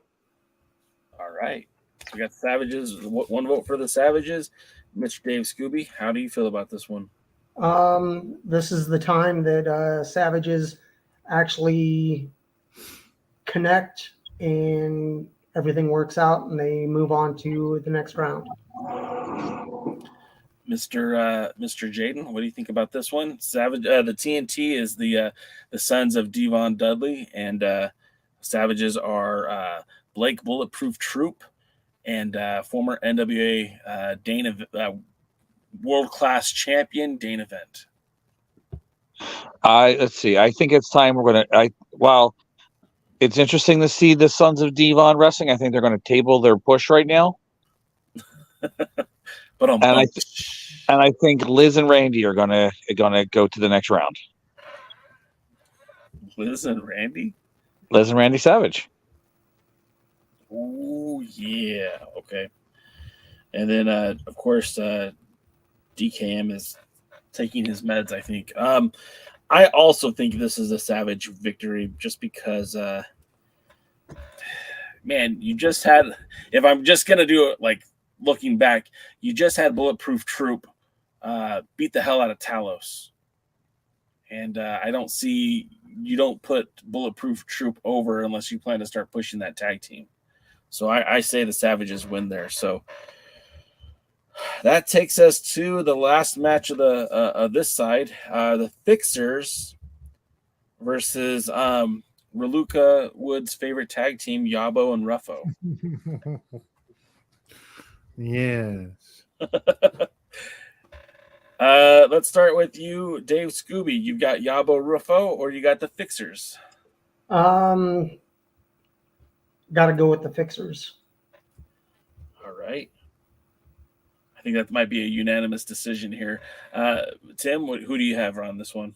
I got the Fixers. It would be odd to me if the Brothers of Funstruction went over.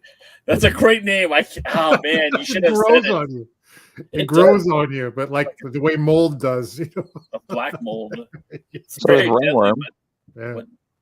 So does ringworm. Oh, ringworm. Yeah, I never got ringworm when I wrestled. That's fortunate. So that's because you spent most of the time with your back on the mat. Not true, sir. Not true. Who do you got, Jaden? Fixers or the Clowns? I think no funny business goes on here, and it's going to be the Fixers. And then I too believe it's going to be the Fixers. I'm not even going to mention why. It's a unanimous decision. That's probably that and the Savages so far are the two unanimous decisions that we've had. All right, that takes us to the other side of the brackets. Real quick, Clowns have never done well in any NWA tournament. I mean, Doink never got it. It was the NWA World Championship tournament. Never got out the first round. Somebody that called 911 on them. What about the ICP? Did they ever do well in the NWA? Was they no? No. The answer is no. You're correct. All right.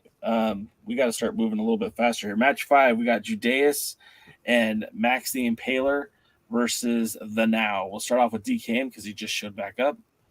And who do you got? Which one are we on? Max and Judeus versus the Now. I am going to go with Max and Judeus. Although I have no idea why. I'd rather the Now win. But top of my head was Max and Judeus. All right. Jaden, who's your pick here?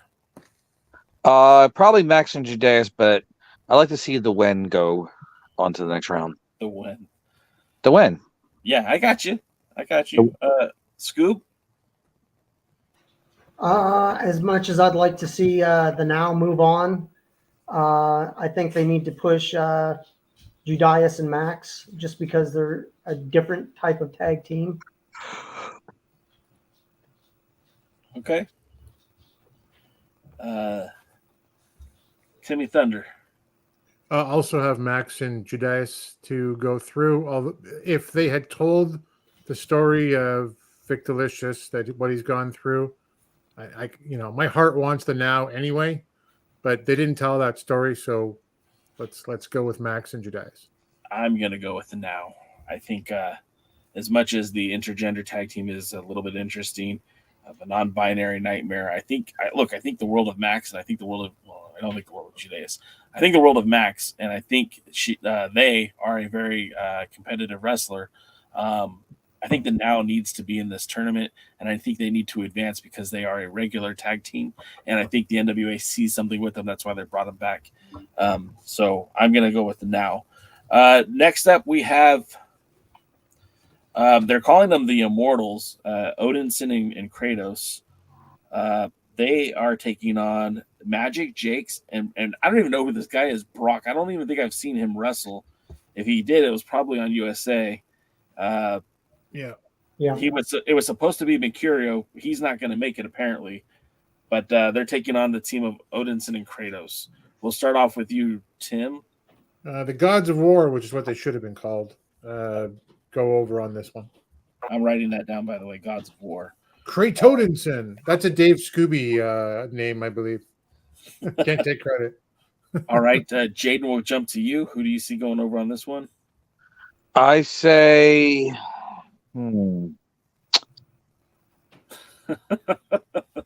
I say the Viking War Party goes over. All right. Scoobs. Let's go with Craig Todenson. Kratodenson. Yeah. And I also will go with that. DK, you gonna break up the agreement here? No, War Gods. All right, War Gods. Everyone had a different name for them, by the way. Okay. All of which are better. Which ones they chose? Yes. Let's go then the next match. I think this one's going to be an easy one too. Slam dunk. We got Magnum Muscle versus the Spectaculars. I'm going to go first. I'm going to say we got Magnum Muscle gets the first victory in the cup. Let's go, Jaden. Who do you got? I guess Magnum Muscle, just because spectaculars are loose to everybody. DCam, who you got? I think this is the upset. I think the Spectaculars win and Magnum Muscle split up. Wow. I have a booking for that. Great call. I'm going to have to talk to Scooby about that one later. Great call. Okay. Scoob? I do have Magnum Muscle, unless there is a change. Who is it? Russ Freeman. His, I guess, girlfriend / friend / fake China has him working out, and if she shows up and takes over management from Rolando, I could see interference, and Magnum Muscle may implode. But unless she shows up, I'm going with Magnum Muscle. That they push them, and with the wonky tag team finish, and Billy saying it was the wrong guy, they need to use that momentum and move on to the next round. All right. Tim. Magnum Muscle moves on to win the right to lose to Murdoch and Knox. It's funny. I'm not even consistent when I write down your guys' name. I've written Timmy Thunder, Wood, TW, and Gold. So I need to be more consistent, I guess. All right. So that's that match, and then the last one we've got former NWA Tag Team Champions, the Heat Seekers, versus the AAA Tag Team Toxin and Arez versus the Heat Seekers. Tim, tell me it's the Heat Seekers and why. Jay, it is not the Heat Seekers. This is where we get into you got to be creative, right? So you've got to have one team from AAA go out of their win a match in this tournament, and on the other side of the coin, that's gonna be Octagon and Mistiz or whatever it's called. Yeah. Versus the Savages, and that ain't gonna happen. So I figure it's Toxin and Arez going over the Heat Seekers. As much as my heart doesn't want that. That's what I figure is gonna happen. By the way, Arez just recently won the AAA tag titles with Commander. Oh. I kind of wish they were sending that tag team to the Crockett Cup, because at least you'd be like, hey, these are the AAA tag team champions. That should carry some weight. But then again, you'd have to change the seating between them and the Octagon and Mistiz, who are just, why did they get seated number 4? I don't get, but whatever. We'll move on. Because Octagon's a huge star, at least in Mexico. Octagon Jr.'s a huge star? Because he's doing opening matches in on the AAA event that I went to. Yeah, Octagon Jr. used to be a tag team partner with Elio Del Santo, and he was very big. Okay. Say no more, fam. All right, so then Jaden, is that who's your pick for this one? So let's see. Who is it again? Toxin, Arez, or the Heat Seekers? As much as I love the Heat Seekers, I'm picking Toxin and Arez. All right. I'm going to say the Heat Seekers because I'm political. DK, who do you got? Heat Seekers, because the next team up are the Mortons, and they're all Tennessee buddies.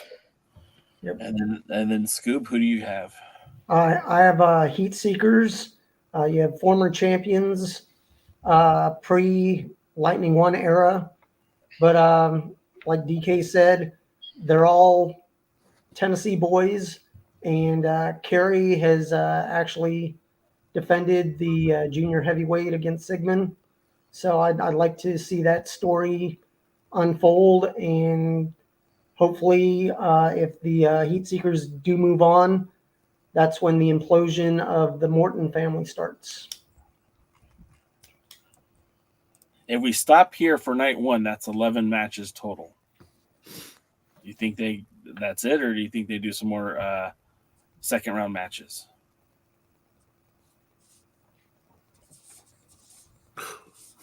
That's like a silence. We're not sure what to think.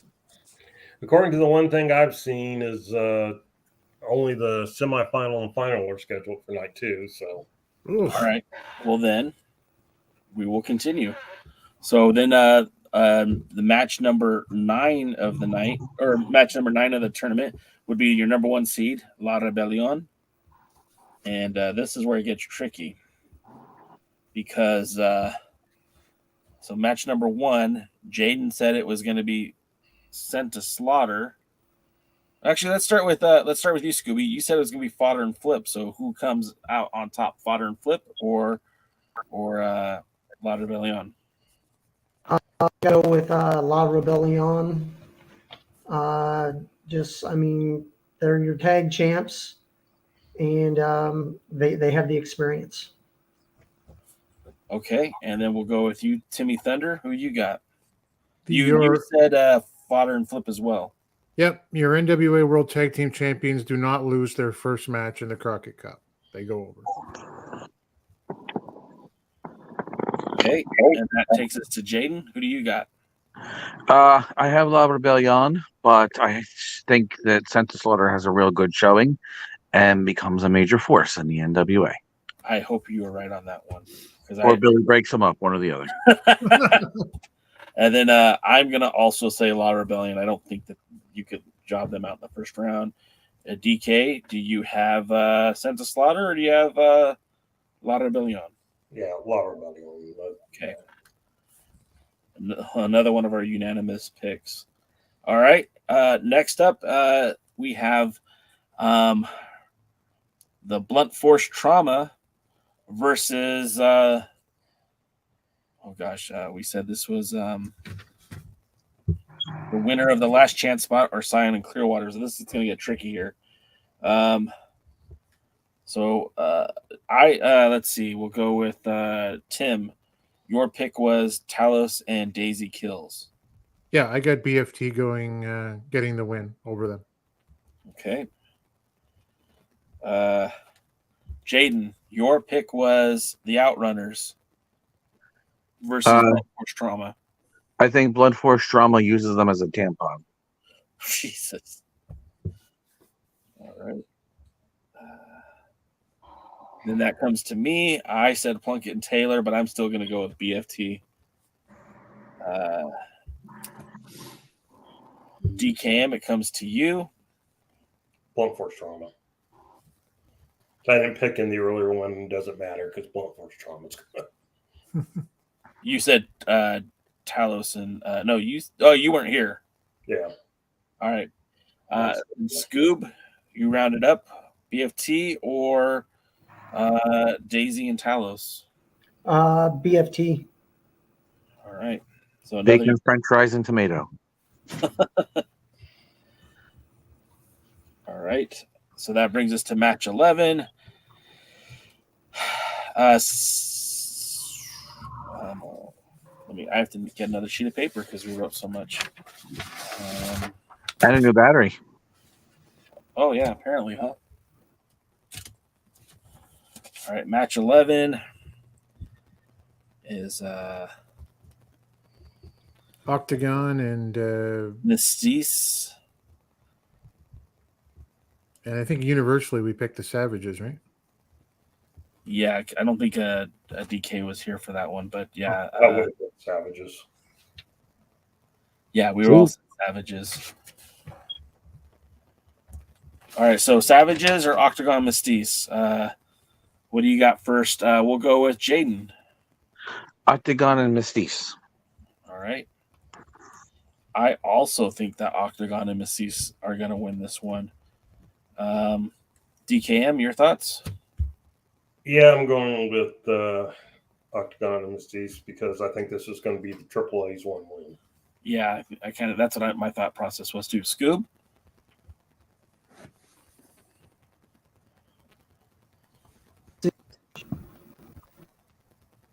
Say it one more time, Scooby. You're muted.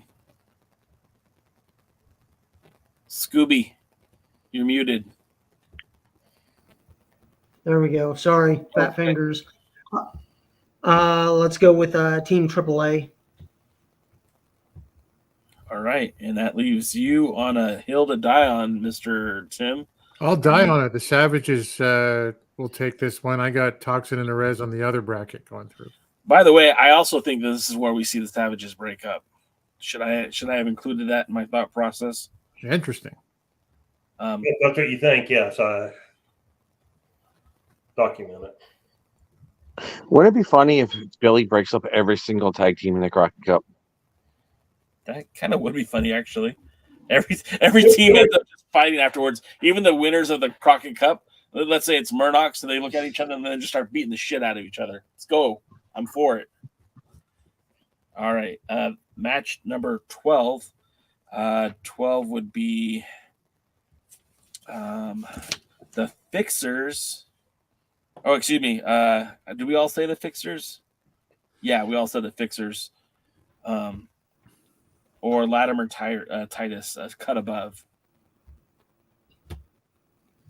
We'll start with me. I'm gonna say it's gonna be the Fixers. They were my pick to win it all last year. All right, that goes to you, DK.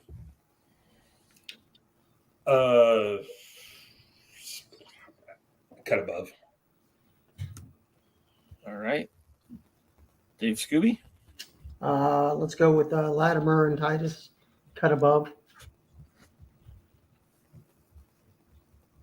Okay, Mr. Tim. Same for me. A cut above. And Jaden.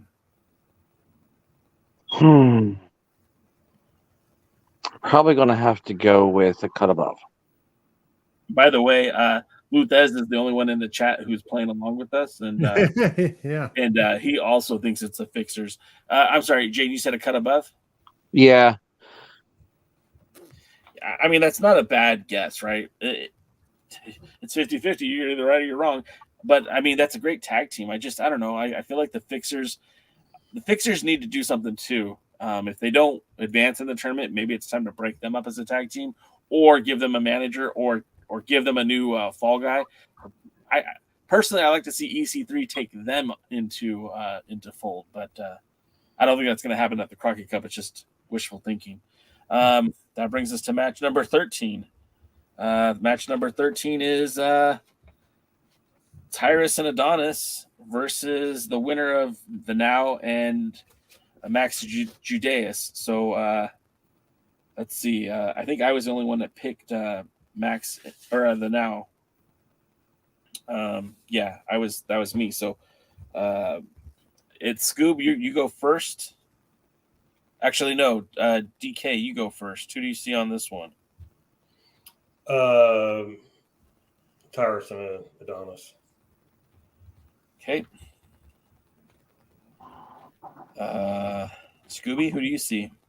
Tyrus and Adonis going. Tim? Midnight Riders, baby. Jaden. I picked the Master Debaters. Which is not the Now. Or the it's all right. Or the then. Yeah. I don't pick the now, all right? I don't pick the now. I didn't pick them then. Unfortunately, I think I want the Now to advance, but I'm gonna say it's gonna be Team Tyrus. All right, so that takes us to match number 14, which is Country Gentlemen. Yeah, the Cunts. I mean, the Country Gentlemen. Every time I see that name. Good night, everybody. Yeah. And that's the monetization. It's over. There's a dream. Fever Dream is over. So we got the Country Gentlemen versus, we all said Kratos and Odinson. So who you got?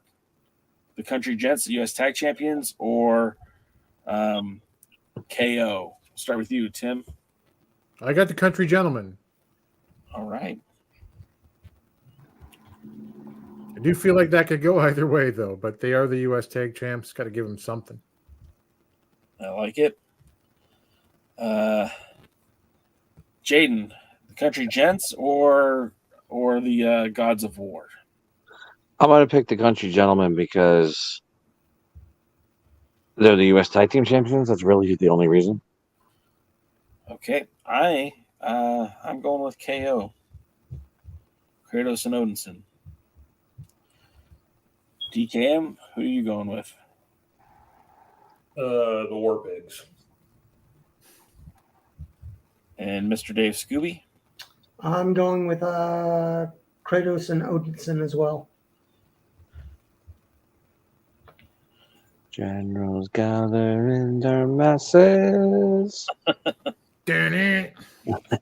Just like witches at black masses. I'm gonna have that stuck in my head. Reference. I'll give them that. Okay. That brings us to match number 15, which is Murdoch's versus the winner of Magnum Muscle or Spectaculars. Jaden, you go first on this one. Who did I pick? The Magnum Muscle? You picked you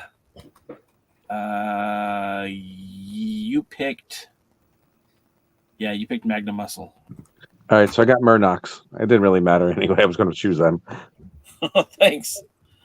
Okay, that's one vote for Murdoch's. I also believe Murdoch's is going to take this one. DKM.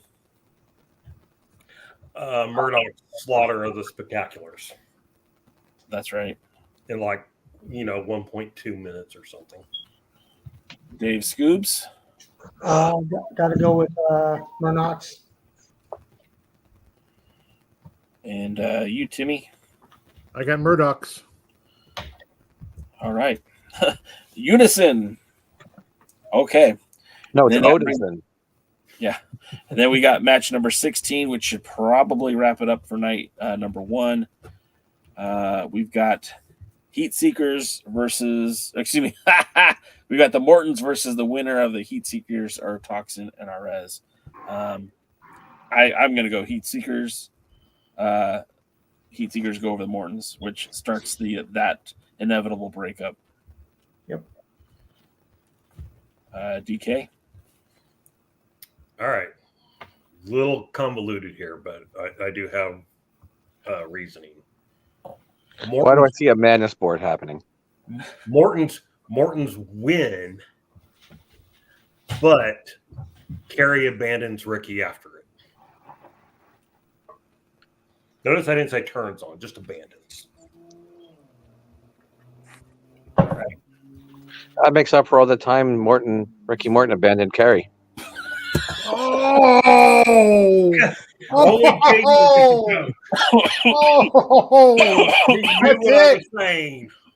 That's it. 1, 2, 3. Winner. Ding, ding, ding, ding. All right. Scooby, your pick. Scooby, you'd picked the Heat Seekers to advance. That was bad. I got to go with the best jab in Alliance Guys history that I've ever seen. Anyway, carry on. Sorry. I got to go with Heat Seekers, and it's the breakup of the Mortons. And just because I'm a music guy, I'd love for them to play Cats in the Cradle.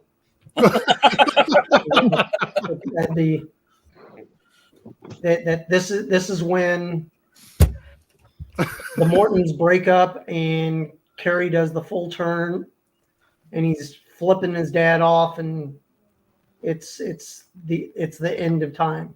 Yeah, damn. Woo! That's why I don't own the NWA and I don't book it. I don't know. It'd be a lot more cooler if you did. It'd be like, oh, yeah. Oh, wait, Luthez with the can't wait for your mom's a rat chance from Kerry.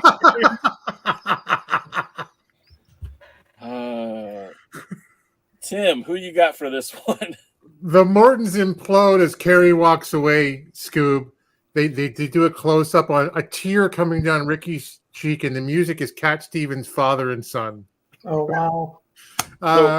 It's Toxin and Arez for me going over. Man, we're so varied on this one. And then that's you, Jaden. Who you see winning this one? I say whoever I chose is going to beat the Mortons, and the song "Daddy Gave Me Away" from Outcast plays in the background. Not Outcast. Who was that saying it? I know who you're talking about. The Santa Monica song too. Daddy gave me away. What? It's Avenged Sevenfold. I'm just No. kidding. I'm just kidding. It's not Nickelback. You all No. know. It's out something. The same as people that sing "You Gotta Keep Them Separated." No, that's the Offspring, and that's Oh, it's Offspring, yeah. Oh, Offspring, and don't they sing it? No, Luthez got it. Everclear. Everclear, that's it. I had a lot of that the other night. No, that's why you couldn't remember the band's name. That's what I used to clean my shotgun with. Oh, jeez. Is that prevalent down there? You can just use it to clean your shotgun. We have to drive 3 states over to get Everclear. Thank you very much. Just saying. Not that I know. I don't drink. So that should probably be. I don't. That should be the end of night number 1. Do we want to just keep going with the tournament to wrap it up? Yeah. That's rapid fire, yeah. Okay, so because there's a bomb set to go off at 9:30, so we better get going. All right, so that takes us to gosh, my notes. I guess that'd be La Rebellion versus we all said La Rebellion was going to win, correct? Yeah. Yeah. So La Rebellion versus BFT, they'd be all unanimous on that. So I think I said the Heat Seekers, so I'm going to say La Rebellion wins this one. DK, who you got? La Rebellion, Blunt Force Trauma gets disqualified again. Thanks to Aaron Stevens. But this time they turn on Aaron Stevens. All right. And then that's when they welcome Velvet Sky as their new manager.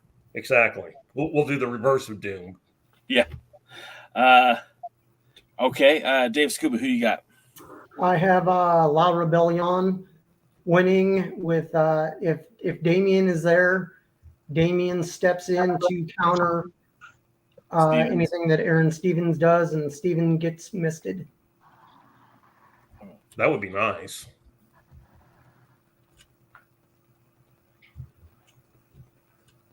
I'm just going to write misted.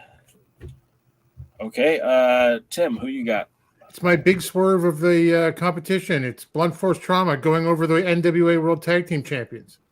Will be the first time. And then Jaden, who you got? I got the Big Friendly Turkeys. All right. That's wow. Okay. You're not on that hill alone this time, Tim. Huzzah. Okay. So that brings us to this one's going to be tough. Okay. Give me a second here to figure this out. Okay. This is match 18. I know it's a little late now, but you should have had the bunch of these printed up so you could just have each one written for all of us. Yeah, that would have been smart, but I'm not smart. So match number 18. 74. It's the winners of Savages, Octagon Mistez, yeah. Yeah, the winner of Savages or Octagon Mistis. So we're starting with DK. I think we're going with you on this one. And you said that you said Octagon and Mistez. So Octagon Mistez or the Fixers, or damn it, a cut above. Cut above. Cut above.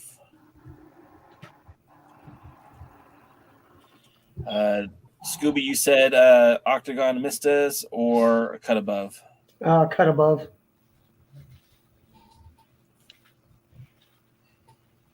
Tim? I had Savages going over a cut above.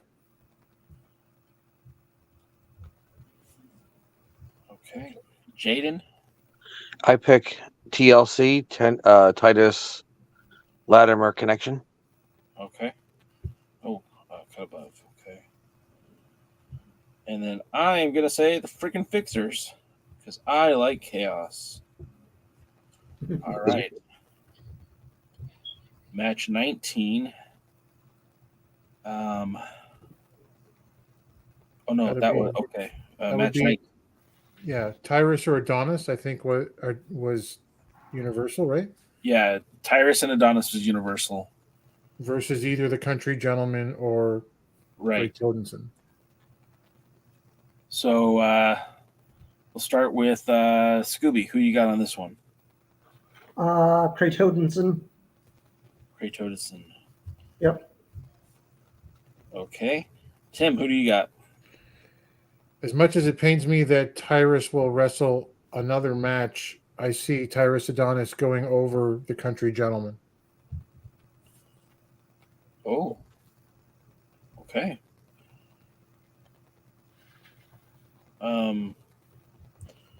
Jaden, who do you have? You thought that Tyrus and Adonis would win, and then you also voted for KO. So KO versus Adonis and Tyrus. Who do you got?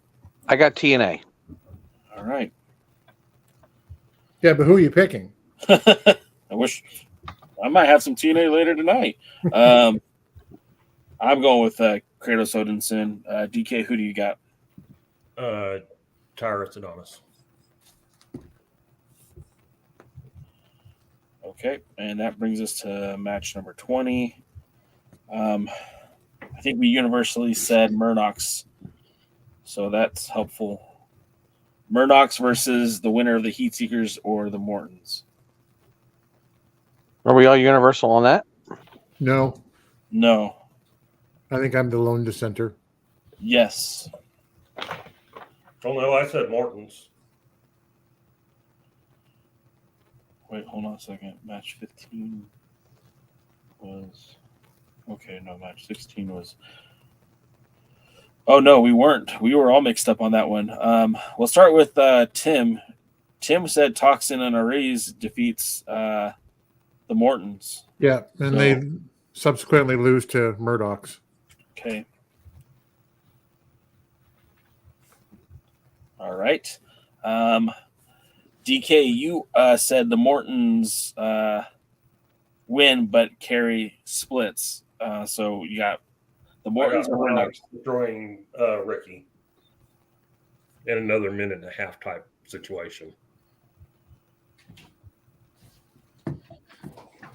I swore he was going to say Robert Gibson shows up. Oh shit. Maybe. Scoop, you said Heat Seekers. Got to go with Murnox.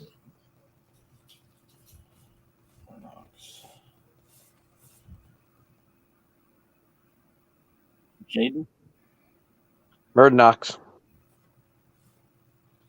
Maybe Tommy Rich will be there to be Ricky Morton's partner. Whiskey Bet and Hellbound. I'm also going with Murdoch's, so that's universal. That'll be helpful. Okay, this brings us to match 21.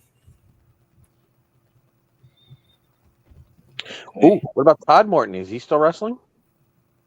Maybe. Is he still 4'3"? He's probably shorter now.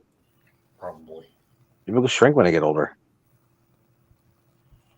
Okay, so this was Law Rebellion versus the Savages.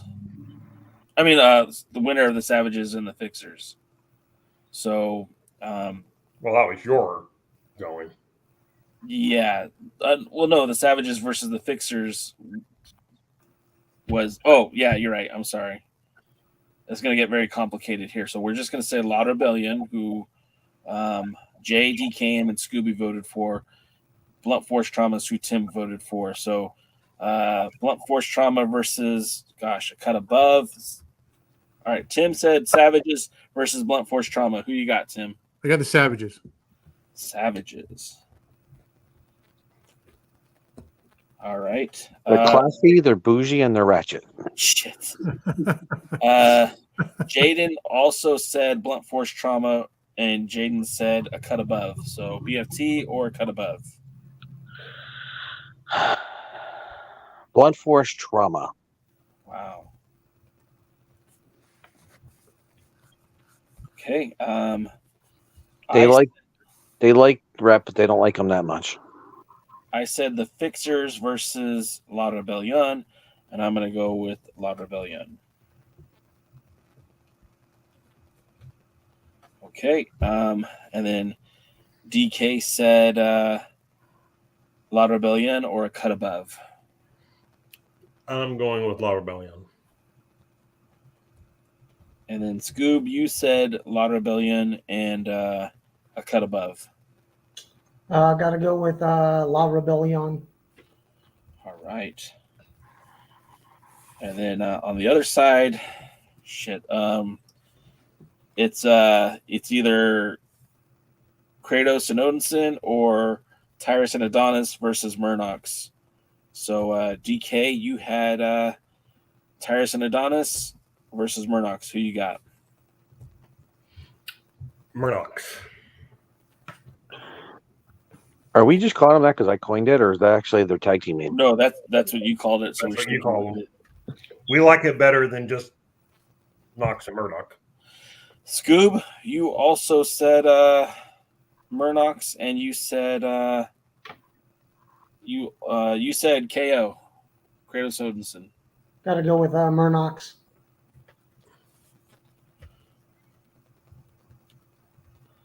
Tim, you said Adonis and Tyrus and Murnox.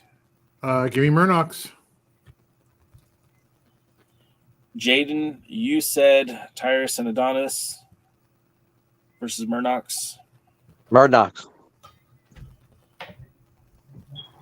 And I said KO versus Murnox, and I went KO. Wow. Yeah. No, I'm sorry. I went KM. I'm sorry. Murnox. Murnox is my choice. Sorry. So we're all universal on the right side of the bracket for the final. Right side of the bracket we're in unison. Left side is complete chaos. So we'll take it one step at a time. We'll start off with I guess we'll start off with me. Match 23 of the tournament.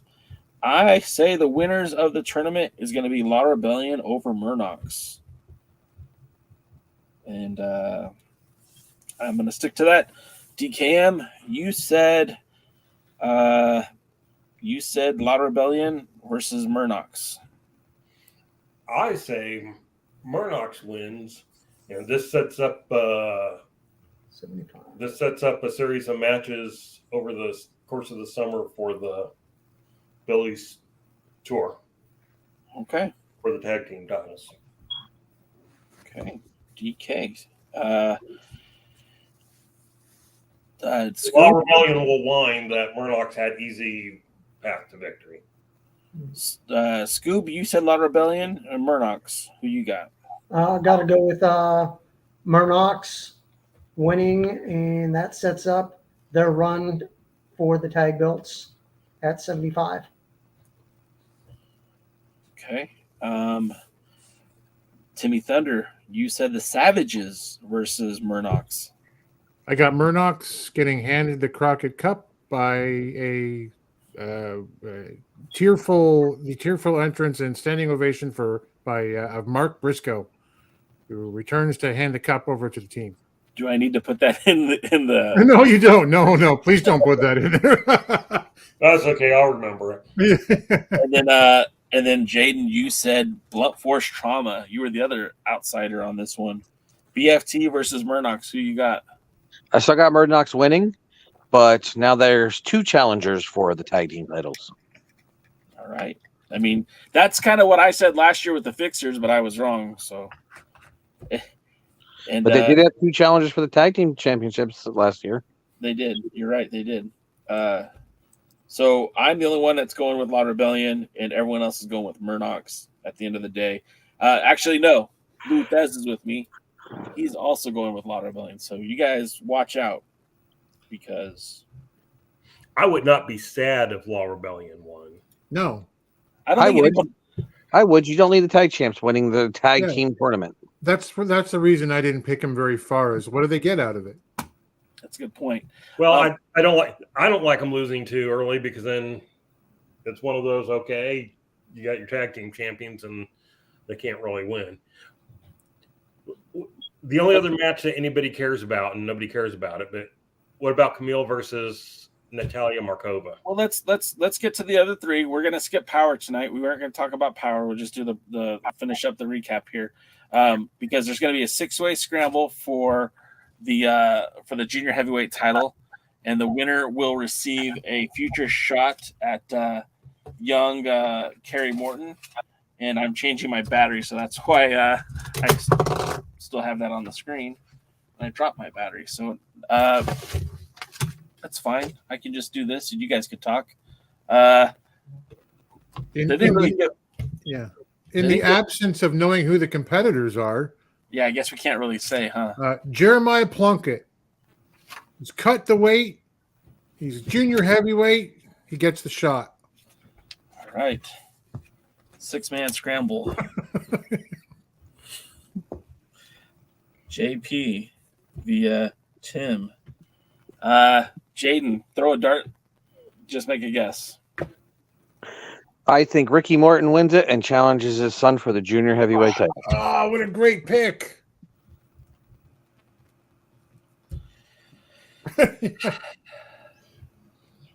Terrible match. I'm with everyone shaking their heads and rubbing their faces right now, but that is a great pick. Luthez is throwing out Barrett Brown. Oh, Barrett Brown. Scoob. Real quick though, when Ricky Morton wins, Shemp in the Limelight song "Daddy's Home" plays in the background. Jeez. There's a deep cut for you. Dave, who do you got winning the 6-man scramble that we don't know who's going to be in it? Well, like Luthez said, if you've watched any social activity from Barrett Brown, he's put out the challenge for the title he never lost. But I'm putting a little swerve on it. If you know about any of Texas wrestling, Tim Storm back in, I believe, 2016, 2015, he actually either tagged up or had dealings with Barrett Brown down in Texas. That Tim turns and brings in Barrett and acts as his manager to get him the win for a chance at going after the title he never lost. I don't hate that at all. Yeah. DKM, your random junior heavyweight pick. Craig Classic. Oh. You know? Maybe. It's not a bad choice, you know? Alex Taylor. Oh, that's a good one, too. And whenever they do a taping or do an event on the concert tour or whatever they end up doing, or they have a match between Taylor and Morton, Barrett Brown shows up and lays out both of them. All right. Jay Spade. Oh, shit. I'm going with Rocky Romero. Just kidding. I'm going to go with the safe bet, Joe Alonzo, because I'm pretty sure he'll be there. So I'm going to say Alonzo wins it. And we get another match between Alonzo and Ricky Carrie Morton. All right. Cahagas. Oh, shit. I mean, he held the title belt for a few minutes while our pal Kevin held the, what was it, the national title? Then I mean, do we have any guesses on who Kenzie will defend against on the women's championship side, TV side? She beat Samantha Starr. So, women's TV. Or the ugliest belt known to man. Dude, you are not even close. There are so many uglier belts in that. Just look at NWA Mountain State. Oh shit! I don't know. I kind of look at that as being a cheap version of NWA Mountain State. Yeah, but when when you like log on to your web browser and those ads come up the side and they're like Win a football championship. Exactly. Yeah, it's what it looks like. Somebody made it at one of those places. For this belt to supposedly be designed by Kenzie Page, why is there no pink in it at all? Yeah. It's not effeminate at all. I think you said that on the Discord. It's a very boring belt. Yeah. Our pal Lou Thez says it's a bubblegum machine quality. Okay, so we'll go with you, Scoob. Who do you see winning this beauty? Or challenging for it, I should say. I'm not really even sure. I mean, unless Velvet comes back and pushes Angelina Love to go after for the new title. All right. I like that. Scooby says Angelina Love. I think he actually froze and never made a finish the statement. No, he said it. He said Angelina Love was going to come and kind of push her to challenge for the title. Tim, what do you got? Shot in the dark. Shot in the dark. Lindsay Snow. Oh, shit. All right. We're getting more obscure as the hour is getting later. We're getting crazy now. Jaden, who you got? Don't say Casey Carlisle. Since Medusa is my pick for the mystery person in this match, Medusa. All right. That's actually not a bad little reasoning either. I'm going to say Ella Envy. And it's going to be a very easy match for Miss Kenzie Page. I thought they've already wrestled. They have, but that's the point. Oh, our pal Lou Thez says Heather Monroe. Not to name drop or anything, but I once sat on an airplane next to Heather Monroe for about 16 hours. Poor Heather. Yeah, really. I did feel bad for her at the end of it. I was like, so tell me what it's like being a wrestler. What else did you do? All right. And then, of course, the women's title match. Markova versus Kamille. We all have at least an opponent to pick here. We'll start off with you, Dave Scooby. Who you got in this one? One time. Got to go with Kamille. I agree. Let's go with you, Jade. We're going to bounce around here a little bit. Who do you got, Kamille or Markova? Kamille. Then, as Wyclef Jean said, one time. Tim, who you got in this one? Give me the brick house. Cause she's a brick house. By the way, I think Mike was talking about the women's TV, but he says Max is going to win it. Then I guess DK, I left you out. Who do you got? Who did you pick? I'm going to pick Markova. Wow. I am too. I think it's time. Like, look, I think Camille's great. I'll go as far as to say I think Camille's probably the best booked champion, the best booked wrestler the NWA has produced. And I don't know if that's because of her, because of Billy, or a combination of all three. But I feel like her run is starting to get a little bit stale. We've seen her beat everybody. And the last time she was in the ring with Markova, what did she do? Went to a time limit draw. Fans were begging for 5 more minutes. Kamille took her belt and left because she felt she was in peril. I think now's the time. So I'm saying Markova, and so is DKM. So we're split on the women's title match. I think this will be the shock. Yeah. I mean, controversy. We predicted lots of teams imploding, but none of them would really be a shock. Even if all of them happened, it wouldn't be a shock. And I think this will be the one that makes people go, "What the?" My wife's gonna lose her shit if that happens. Your wife keeps showing up as a possible friend on Instagram. Oh yeah. I would like for you to during that match maybe have your phone out and just record her reaction. Yeah, I'll do that. Yeah. Real quick, Markova, that's the one that's Stifler's mom, right? Yeah, that's the one that you say it's Stifler's mom. Okay. Jennifer Coolidge. I recently learned her name. She's the one with the T-shirt that says "the badass with a great ass." She's the one that's Mercurio chased down a person who stole her phone or earpods or something on an airline. Or no, in a Walmart or something. They tracked him down to a Walmart. Mercurio. Whoa. She was the one that when I balked at paying the price for her T-shirt, threw Mercurius in for $10 more. It's a bargain. It was like, oh, okay. Are they a couple?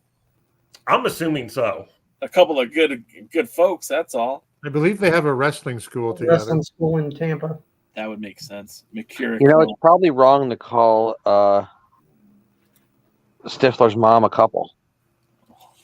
Okay. Not politically correct, that's for sure. You shouldn't be talking about a couple right there. Hey-oh! You guys Well- put me on blast like Kamille, like Poyo was on.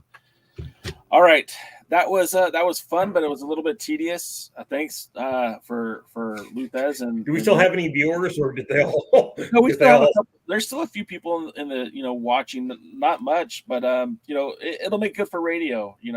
Are they awake? Probably not. But I look. This is fun. This is kind of like bracketology. I mean, ESPN dedicates every March Madness where they break down bracketology for basketball. I kind of feel like it's the same thing except for the tag team tournament. And you know what? I don't mind that we missed Power this week because honestly, Power was just okay. Yeah. Personally, I think this show was the perfect length since I've been on. Yeah, perfect. Well, we're gonna end it here now because it's like what 11:30 on the East Coast now. No, 10:30 on the 10:40 on the East Coast. Yeah. You were supposed to have a heart attack or something by now. Yeah, well, it was getting good. We're talking about good stuff. All right, guys. I appreciate y'all being here. We're gonna call it a night. Again, next week I'm not gonna be here, so Tim is hosting the pre-party. You want to make sure you tune in for that. Of course, the other Lions guys will be here on the Wednesday, just like always. And I think Rick will be hosting with Mr. DKM on Thursday. And I'll be there. Internet pending. Internet pending. All right. Well, that's it, guys. Thanks again for tuning in. And real quick, Tim, how can they follow you on the socials? At the Alliance blog. That's you. I'm at the Alliance Gold. I'm a derivative jackass. So at the Alliance Gold on all the socials. Mr. Dave Scooby, how can they follow you, sir? At Dave Scooby on Twitter and Instagram, and over on TikTok at Dave Scooby 1. Jaden, it's dogprowrestling.com. That's not how you follow me. You follow me, I'm getting a restraining order against you. No, I don't have socials. socials. Follow you, but that's like the product you push on the show all the time. Yes, I push the events on the show. I said the product you put on this show. I didn't say it was a show. I said that's what I'm saying. I push the events on this show. That's right. If danger, I don't know what they are. Check out dogprowrestling.com. There's links. Go there. Maybe the webmaster updated. Even though we have nothing updated with. Yeah. Mr. DK. Don't bother. At FWTX. Yeah, it was at everything. MFWTX, and I'd like to take this opportunity to remind the world, sorry kids, mermaids aren't real. But Murdochs are. Murdochs are, but mermaids are not. We'll see you at the matches. Thanks for joining the stream. This has been a presentation of Alliance-Wrestling.com. We genuinely appreciate your support. Would you consider subscribing so you'll never miss a future episode? I'd also like to remind you we do a live stream every Tuesday at 5 p.m. before NWA Power. You can find us on social media at The Alliance Blog. And until next time, we are The Alliance.